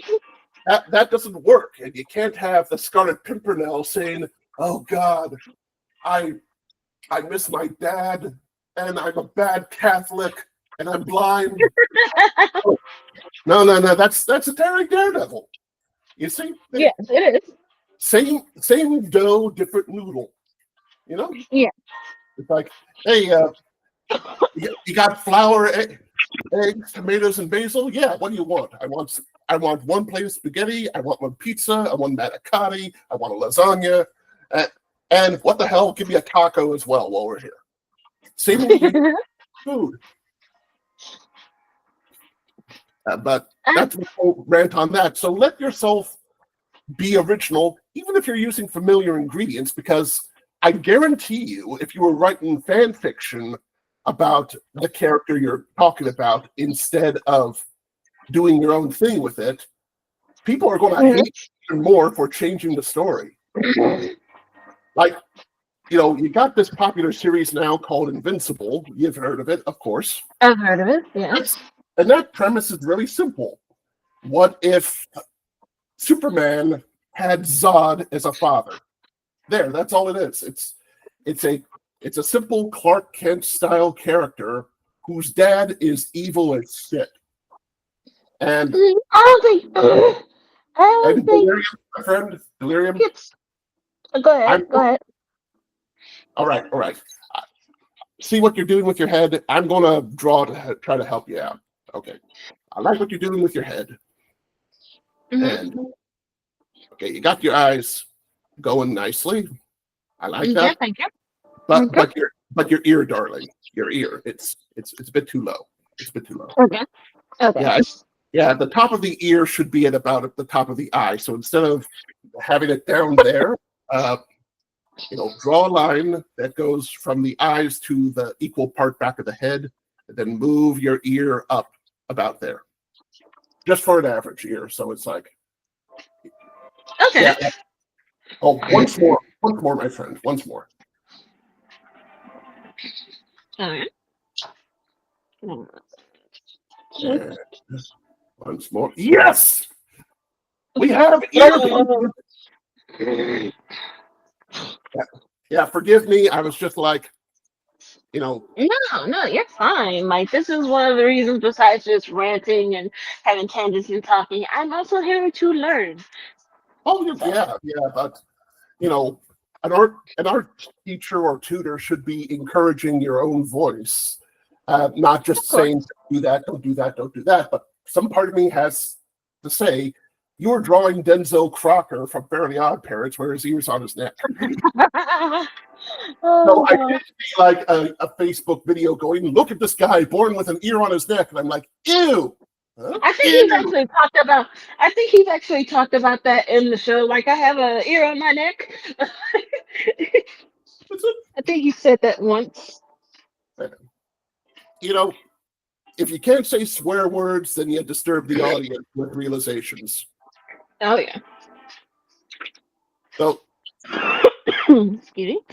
Fairly Odd Parents. So dang, sorry, that opened a whole can of worms because I'm thinking of Butch Hartman and his bullshit. But I'm also thinking Oh about yeah, that really hurt my heart when I heard about all that. yeah, Jesus like Christ. okay, let's see. I forget. Like he was an anti-vaxxer because of his wife. I remember that he like after he left Cartoon Network with not Cartoon Network, Nickelodeon, with Yeah. a lot of his bullshit. I forget all the details, but he tried pitching a show to like a Christian broadcasting network, which is cringe enough. But then he swindled them as well, and I'm like, I didn't want you to rip Um, him off either. that is awful. Yeah, it's like he's just a bag. He's just a bag of dicks. And but then I also had past tense had a associate, formerly a friend, but now just a guy I knew, who worked on the new Fairly Odd Parents show. But Okay. yeah, but he turned out to be a pedophile, and as it Ooh. found out, there was also concern about his credits on the shows he's been on. And sure enough, Fairly Odd Parents scrubbed his name from the episodes he worked on in the credits. Wow. Which I don't blame him because fuck that guy. Exactly. But still, you know, man, now whenever I hear Fairly Odd Parents, I can't help but think of this. Or the other shows he worked on. Like he worked on some of the recent Danny Phantom. well, with Butch Hartman. Butch Hartman, yeah. But thinking of my friend, a former friend. His name was Kyle Carosa. Okay. Yeah, he was the creator of Mighty Magiswords, and I know a lot of the people who worked on that show, and I'm actually the emotional support. Oh, I used to watch that. Yeah, it's yeah, he cultivated a lot of well-meaning artists around, but well, thank you, man. Hello, man. I thought I heard your fiance in the background. Oh no. No, that's just the video. Okay, the video just had a man. Oh, did you get your thumb in a? Is that nail polish, or did you get your thumb in a car door or something? No, it's nail polish. Okay, good. My thumb does look like that when it gets to the car door, though. Oh no. No, mine just turns red and slowly. Okay, But yeah. I'm glad you still have your thumb. Well, thank you. I'm glad I have it too. But yeah, Butch Hartman. It's at times like Butch Hartman. You just got to remember it takes more than one guy to make a show. It's like everyone contributes. All the people contribute. I mean, we've all seen John Lasseter and John Kricfalusi get outed for their skeeviness, and it's like, well, Toy Story was made by more than one guy. Ren and Stimpy was made by more than one guy. We got to start loving these other guys that go uncredited because the whole auteur principle is sort of bullshit. In that, you know, one guy is the genius behind everything. It's like, not really. One guy opened the door for everybody to get work. It's more like it. Exactly. And I hope that if I ever, God forbid, if I ever turn evil or like, you know, that J.K. Rowling turned into a turf sort of way, I hope that my art is taken away from me and somebody with good intentions keeps it on the straight and narrow. Because I want my art to live more than I want to live. Yeah, that makes sense. I'm just worried, like, if I ever did make a show, there's always that one set of people that's just like, okay, now we gotta get some dirt on them. We gotta make them a terrible human being. Well, okay, that's true enough. I mean, I'm sure there's plenty of bullshit I typed back in like community college that's going to come back to haunt me. A lot of misspelled stuff. That's for damn sure. Because back then I didn't care about spelling. Just like, but I got no Yeah. victim. That's good. Give me one sec. Give me one sec. All right, Delirium. If that's your real name. I don't really expose my real name. Yeah, even though it says Zanye on this. And that's perfectly fine. Okay. And All right. I like pen names and other aliases. I like Me, I use my real name mostly because it's safer than my social security. Look at this 12-letter mess of the last name. There's only like 7 Lynchingers on Earth. It's like, yeah, this is a very unfuckable name. Don't get around as much as Smith or the millions. I'm just thinking that whoever was the first Nguyen had amazing charisma and just like, yeah, ladies, come to your Nguyen. Yeah, gonna have 8 billion descendants.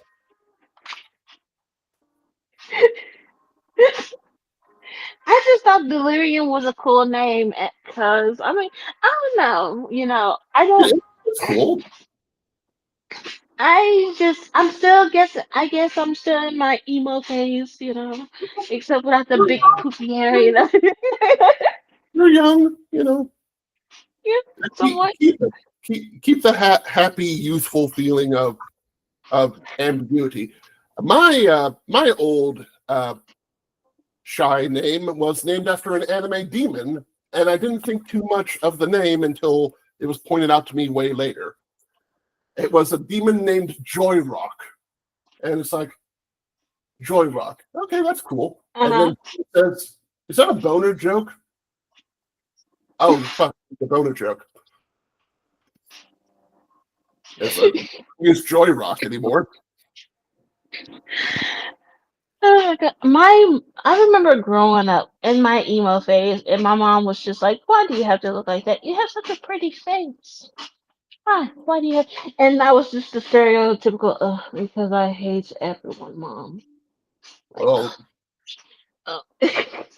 yeah, And she was like, and she's just like, "Get your hair out of your face like that." Just like, mom, stop it. You're I ruining was my look. I was the guy who zipped up my hoodie up to here. It's like, yes, Dad, I am a ninja. Oh my For God. Naruto, but it's like, yeah, Matt, stop mumbling into your shirt. I'm not mumbling into my shirt. I look cool. I can spit in my own collar without anybody seeing it. Now we see the spit on the other side. Shit. I like it. I I, like to constantly look like I'm skiing, even though I did. oh my, I remember in English class we had to write a poem that rhymed. All right. No, it was a poem that we had to present the next day in front of everyone, and I was just like, okay. Uh, Class presentations. And considering the fact that I was bullied majority of my high school and well, just in my school career in general, Mhm. I was just like, you know what? Let's just do it. It's for a grade. Why not? This will be the easiest A I've ever gotten. And so I had one section where I would yell at them, and In the like I'm poem, just like, like you had a yeah, in section of the the poem poem, say yeah. yelling.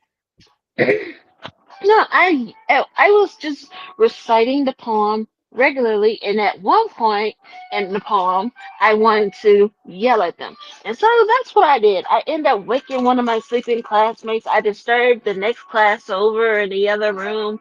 I'm just like, and I almost got detention for that. I'm like, but I did the assignment. You're not supposed to scare people. Like it was about Martin Luther King. They're like, yeah, but you yelled at people. They would Really? not have liked me. I was a good yeller. But then again, I was also like a send a note to the teacher going, if you don't shut up Carl right now, I'm going to rip his head off. And then Carl picks up the note and reads it and be like, he sent me a death threat. It's like, no, it says, Dear Mrs. Tiglis, please shut up Carl before I rip his head off. Like, please, Carl, shut up. Shut up. Please, shut the fuck. Not the real Carl. I forget the name of the actual kid I hate. The only Carl I know is a nice guy, but that was the first random name I put up. It's in case Carl ever sees this video. It's like, I'm not talking about you. I'm talking about this other kid entirely. We weren't in the same high school. We shared a kindergarten. But Like, you know, I forget. But it was like, it was this Vulcan skull looking pair of kids. Like there was a thin one and a fat one that were both assholes.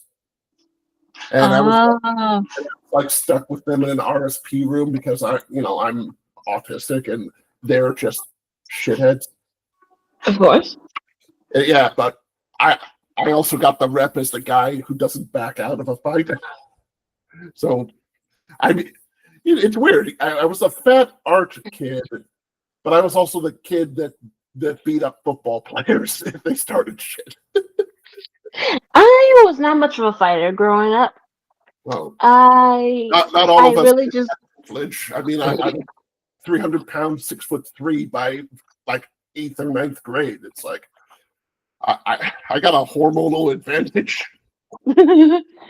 like no, completely. I've never been in a fight in my life. I talked a lot of crap when it comes to, oh well, I'm gonna do this to your face if you don't leave me alone. I mean, it was just all talk, all bark and no bite. But honest to goodness, I've never been in an actual fight a day in my life. For the better. But, in case you haven't had the conversation, if you need to stab somebody, go under the ribs or through the armpit to stab their lungs. I learned that in the movie Gangs of New York.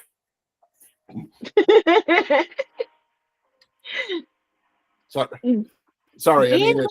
No, you're fine. Being who I was just like, I grew up with my mom always telling me, be nice to, other people and you'll get it back in return. I was raised on those terms. And then I got into school and I'm just like, I don't like anybody here. But no one will really fight me either because who wants to fight the weirdo? Well, plenty of people want to fight the guy weirdo. Nobody wants to fight the girl weirdo. At least like high school or something. It's like, I don't know. I had people that saw me as a nice guy, and then they started a fight, thinking, "Oh, I'm going to get an easy victory over this Magic the Gathering fat kid." It's like, nah, man, no. I fight like a raccoon. Like when a raccoon meets a lion, it goes for the face, just like you start scratching, basically. Lion, let me go for the eyes. Raccoon fight.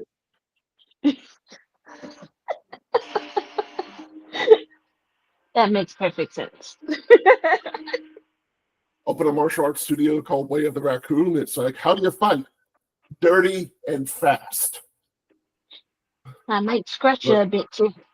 It's like, the first rule is mind your own business and get something to eat. Then if somebody starts shit, get it done fast. And throw garbage. 100%. And throw garbage. Way of the Raccoon. I'm trying to draw like different style of eyes and I feel like it's working, but at the same time it's not working. Yeah, one way that got me out of drawing eyes in a rut, for ages I would draw eyes like this, here's the head, eye line, center line, space for the nose, then eye, then eye. That's how I keep the measurement, if you're seeing what I'm doing here. But I'll upload this recording later so you can rewind to this part. But but after looking at a lot of One Piece and Disney art, I figured there are a few more ways to do eyes. One of my favorites is drop down from the brow. Like I noticed this a lot in Hades from Disney's Hercules, where I just give a character a low forehead and I have the eyes just kind of droop down from it. So now I got this guy with gaunt eyes, or like they're just always scowling. That's fun to do. Or let's see, going back. Eyes too close is nice. Also see it in cartoons and the like. This is two hard-boiled eggs together. Give you like some goofy eyes. And now we got, there's a fun doofus. It's like, you might not want to do that for your realistic human, but maybe sometimes you would, you know. Yeah, because in real life, people's eyes can be a little close together. People are weird. You ride a bus for 2 hours, you'll see all the seven dwarves, the Hunchback of Notre Dame, a princess or two, and all the witches. Oh, the witches. All of them. Let's see. There's permanent squinty eyes. You know, good for bad guys and old men. Just be like, I can't open them anymore. I am so tired. And all the roundness comes from the skin around the eyes. Like, why did you wake me up? Why are you talking to me? I don't hate you. And if you want to show not hate, let the eyebrows show the emotion when the eyes don't. Eyebrows, very useful for diversifying emotions. It doesn't always have to be the eyes. The eyebrows say it. Like, yeah. Here are the squinty eyes before the eyebrows, and they look like I hate you. And here they are after the eyebrows, where it's like, oh, but darling, oh, sweetheart, let me get you some cookies and tea. All with the eyebrows, you know. Oh yeah, I hear that a lot when it comes to drawing emotions. The eyebrows and I guess the lower part of the eyes in general are your main thing. The mouth can be anything as well as the eyes, but oh well. Well, the shape of the eye does imply what the lower lids and the eyebrows are doing, but you know, point is we put a lot of emotion and weight into reading the eyes, which again goes back into what I was saying about Punky Doodles earlier, that they draw from the eyes first and determine the expression from there. All right. Drawing abs. Abs is always hard. Abs is a hard thing for me to draw sometimes. It all depends. If I'm gonna, it all depends. Like if I'm gonna, am I gonna overthink this today? Am I gonna overthink it? What am I doing? Yeah. Sometimes it's better to get something done before you know what you're doing, to at least see how you did it, and then just get the next sheet of paper. Oh yeah. Like right now, this particular person, I got some reworking to do on him, but so far so good. I'm trying to do some reworking on this particular head here, and hopefully I can actually draw somewhat of a body.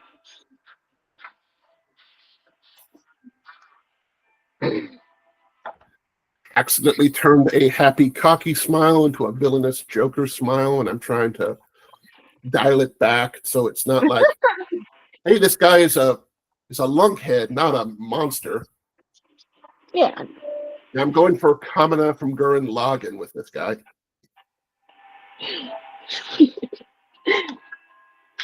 Kamina. You did see Gurren Lagann, right? I think so. Okay, so it's not spoiling that he dies halfway through the show and kind of lives as a heroic ideal for the main protagonist. Okay. Yeah, so like, really love that character. It's supposed to be, you know, the epitome of a shonen hero where like they're determined to be happy forever. Sorry, 1 second.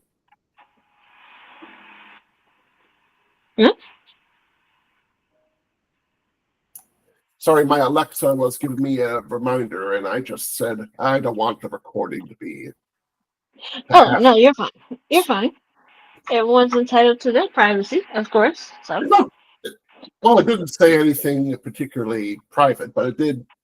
It is getting in the way of things. It's like I try to be productive and I try to be social, but productivity alone is different than social alone. You know. yeah. Oh, but now I gotta start over because I did not like put up because my paper got messed up. So I'm gonna try this again. All right. I got a million billion sheets of paper all over the place myself. It's an artist's life. What you gonna do? Oh yeah. I don't doubt that at all. Like today, like I said, I'm just trying to learn how to draw eyes, different style of eyes, really. Because honest to goodness, I've been wanting to draw my OC for the longest time, and I know he's like waiting at the door, like let me out, let me Ah, out. Yeah. man, that's why I'm writing my novel too. I got all these characters sitting in my head for 20 years. I'm like, I need to make you guys a life raft so you can live in somebody else's fan fiction. And I will tell people, go ahead, have fan fiction. Don't let me know about it, but you're allowed to Right, be make your fan fiction. Do it. make your fan fiction. Don't try to make money with it, please, because I need every penny I can get. And unless I get like super stupid famous, in which case, fuck me then. But right now, I need the pennies. Man, don't we all? I mean, if I have to sign away a fifth movie right, then yeah, I'm rich. And I say fifth movie right because, getting that first movie right, you could end up in like script hell where your movie is just sitting for 20 years as a guy Uh, says, hey, I own the rights to this script. I'm negotiating with another studio to get them to give me a better deal. Or I just need to show off that I have a lot of rights. yeah. And it becomes like squatters scripts. It's like, I don't want a squatters script. Though I would totally let somebody have a squatter script for the live action movie because fuck that. But I want to keep the rights to like an animated series or something. Oh yeah, definitely. Doesn't mind. Doesn't mind. Animated series, mine. Video game, mine. Mine. Mobile game, also mine. Oh yeah. It's gotta Graphic be a novel. mobile game. You can keep your live action movie and enjoy your actors aging 5 years between each movie because actors are teenagers. Mm-hmm. Way better for animation. Way better. There's a lot of great work that goes into animation. There is so much great work. Yeah, there's bad work too, but few and far between, as I say. Though something I like to look at now is to see how something bad gets made because okay, we're going to take a cough drop because I'm talking a lot. Cough drop, do, cough drop, do, cough drop, cough drop. What gets me is like when there's a bad animation and these directors or these editors see it and they're just like, oh, it's perfect. It's great. Is it perfect though? Is it? I mean, okay, we all have limits. We're not going to have, a $200 million budget, the 9 old men, and no producers to get in the way. With that platonic ideal of filmmaking is damn near impossible. And even when you get something like Into the Spider-Verse or Across the Spider-Verse 2, that involves screwing over a lot of the animators in the process, so that is not an ideal situation. Yeah. Or you get something that works fantastically within its budget and is made for all the right reasons, or works amazingly with a high budget, but it's made for all the wrong reasons. Okay. the one that's made for all the right reasons, and I think is my platonic ideal of an animated film, Watership Down from like 1976, I want to say. That one was made the right way for all the right reasons. They didn't want to make a kids film. They didn't want to make an adult film. They just knew that if they wanted to make this beautiful book about rabbits dying, they needed to animate it. And they built a studio from the ground up specifically for that. And perfect. That's how it should work. No toy tie-in. No try to get the most money possible. They just want to tell the story the best way they can. But yeah, that's so cool to know. It's so cool to know. And what's sad is that a lot of writers nowadays they take appreciation in that. But when the movie is done in a way they don't like, I mean, they have the right to speak on it. They have a right to be furious. Well, I mean, Because if we're still on authorship versus directorship for like adapting a book, I assure you that the author of the original book was properly respected and involved in the film. okay, great. Okay, but I'm talking more about ideal animation as a, let's see. Darn, I forgot where I was going to go with that. Well, a perfect animated feature, quote unquote, would have to be perfect to what it's trying to tell, what it's trying to provoke, what it's trying to be. And certainly, even my favorite films are clumsy in their own right. My favorite animated films are entirely nostalgia based, though the first one is Disney's Fantasia, and that movie, you'd think to yourself, oh, it's Disney trying to be a art museum. It's beautiful, it's a symphony, and it's like, well, yes and no, it's beautiful, but behind the scenes it was made because, well, basically, World War II in Europe ruined the animation market. Like the reason Snow White was such a big hit is that you can play it in every freaking language. Animation translates really well to overseas audiences. But, when your international market is cut off because Japan, Germany, and Italy are bombing everything, you lose the international market distribution. Pinocchio bombed because of this. Among things. And because of the constant bombing, it delayed production on Bambi. It pushed production on Dumbo to be more of basically a long generic cartoon rather than the high prestige animation that you would try for in Snow White and Pinocchio. And Fantasia itself was not an attempt to be high-minded art, but rather to try for a different market. The Roadshow. The Roadshow was an attempt to sell a movie at concert prices. They wanted the sharper image crowd, the IMAX crowd of the 1930s and 40s to pay premium ticket prices to see this film. It didn't work because if you wanted the money to spend money to go see an opera, you would go to see an opera. Yet you didn't want to say, "Oh, I went to see a fancy cartoon today." It's like, no, you can't convince people with that. But my generation and the generations in between, they saw Fantasia. It's like, oh my goodness, Disney's flexing its muscles. Look at cool demon mountain. Yeah. It's like, sure, tell yourself that. Sure, be inspired that way, but that isn't what happened. They tried to sell it to an IMAX crowd, and it didn't work.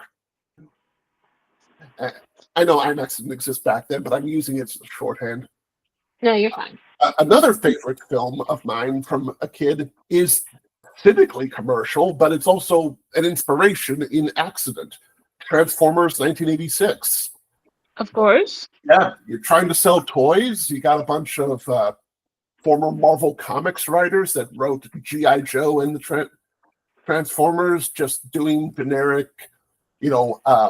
like third generation Phoenix Saga X-Men style stories, but Yeah.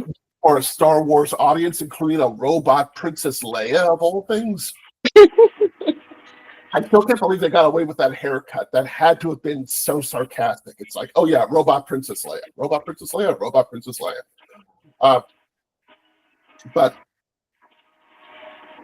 in their attempt to say the old toys are dead, buy the new toys, accidentally made an epic about losing your heroes, living up to your hero's legacy after all hope is lost, and trying to find a new future after everything's gone. It's like you accidentally told that story in the middle of your commercial buy our toys movie. And not by design, that's beautiful. And even if it's accidental, it does have beauty in it. So it's not perfect animation by any means. It's commercial market at its most cynical. But again, there can still be art in that. It can. Yeah.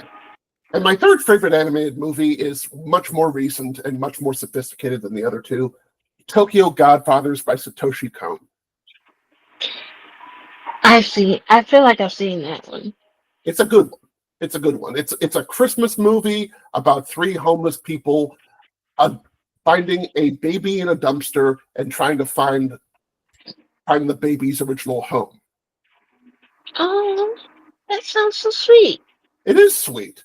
And the three protagonists are a heartbroken former gambler, a heartbroken drag queen living in the slums pining for a romance long lost, and a heartbroken teenager who can't stop smart-mouthing her makeshift proxy mom and dad. So it's a beautiful dysfunctional family living on the streets of Tokyo at the bottom of society, trying to help this one baby because the baby deserves a future, even if they feel they don't deserve a future anymore. Aww. It's a really fucking good movie. Watch it this Christmas. And it has an English dub now too. I do have a Blu-ray with the English dub, but I think you can actually see the subtitled version on Tubi if you like. Really good. Okay. And of course you have to put Christmas in the context of Japanese culture, which means like it takes place from Christmas to New Year's Day. So Christmas is right after. Japan treats Christmas like a Valentine's Day. So you have to have that in the back of your head. It's like, oh, this starts on Valentine's Day, effectively, as far as the cultural atmosphere. And then New Year's Day is a little bit more like how we'd see Christmas. It's a day of hope and beauty, New Year, bounty for the next year. Not so much New Year's resolutions, like we're starting a new gym membership like we do in the States, but more like new gifts and prosperity are coming to you this year. Yeah. So That's yeah, a bit of that Japanese context really makes it. But Satoshi Kon was such a good director. Rest in peace. Cancer is a bitch.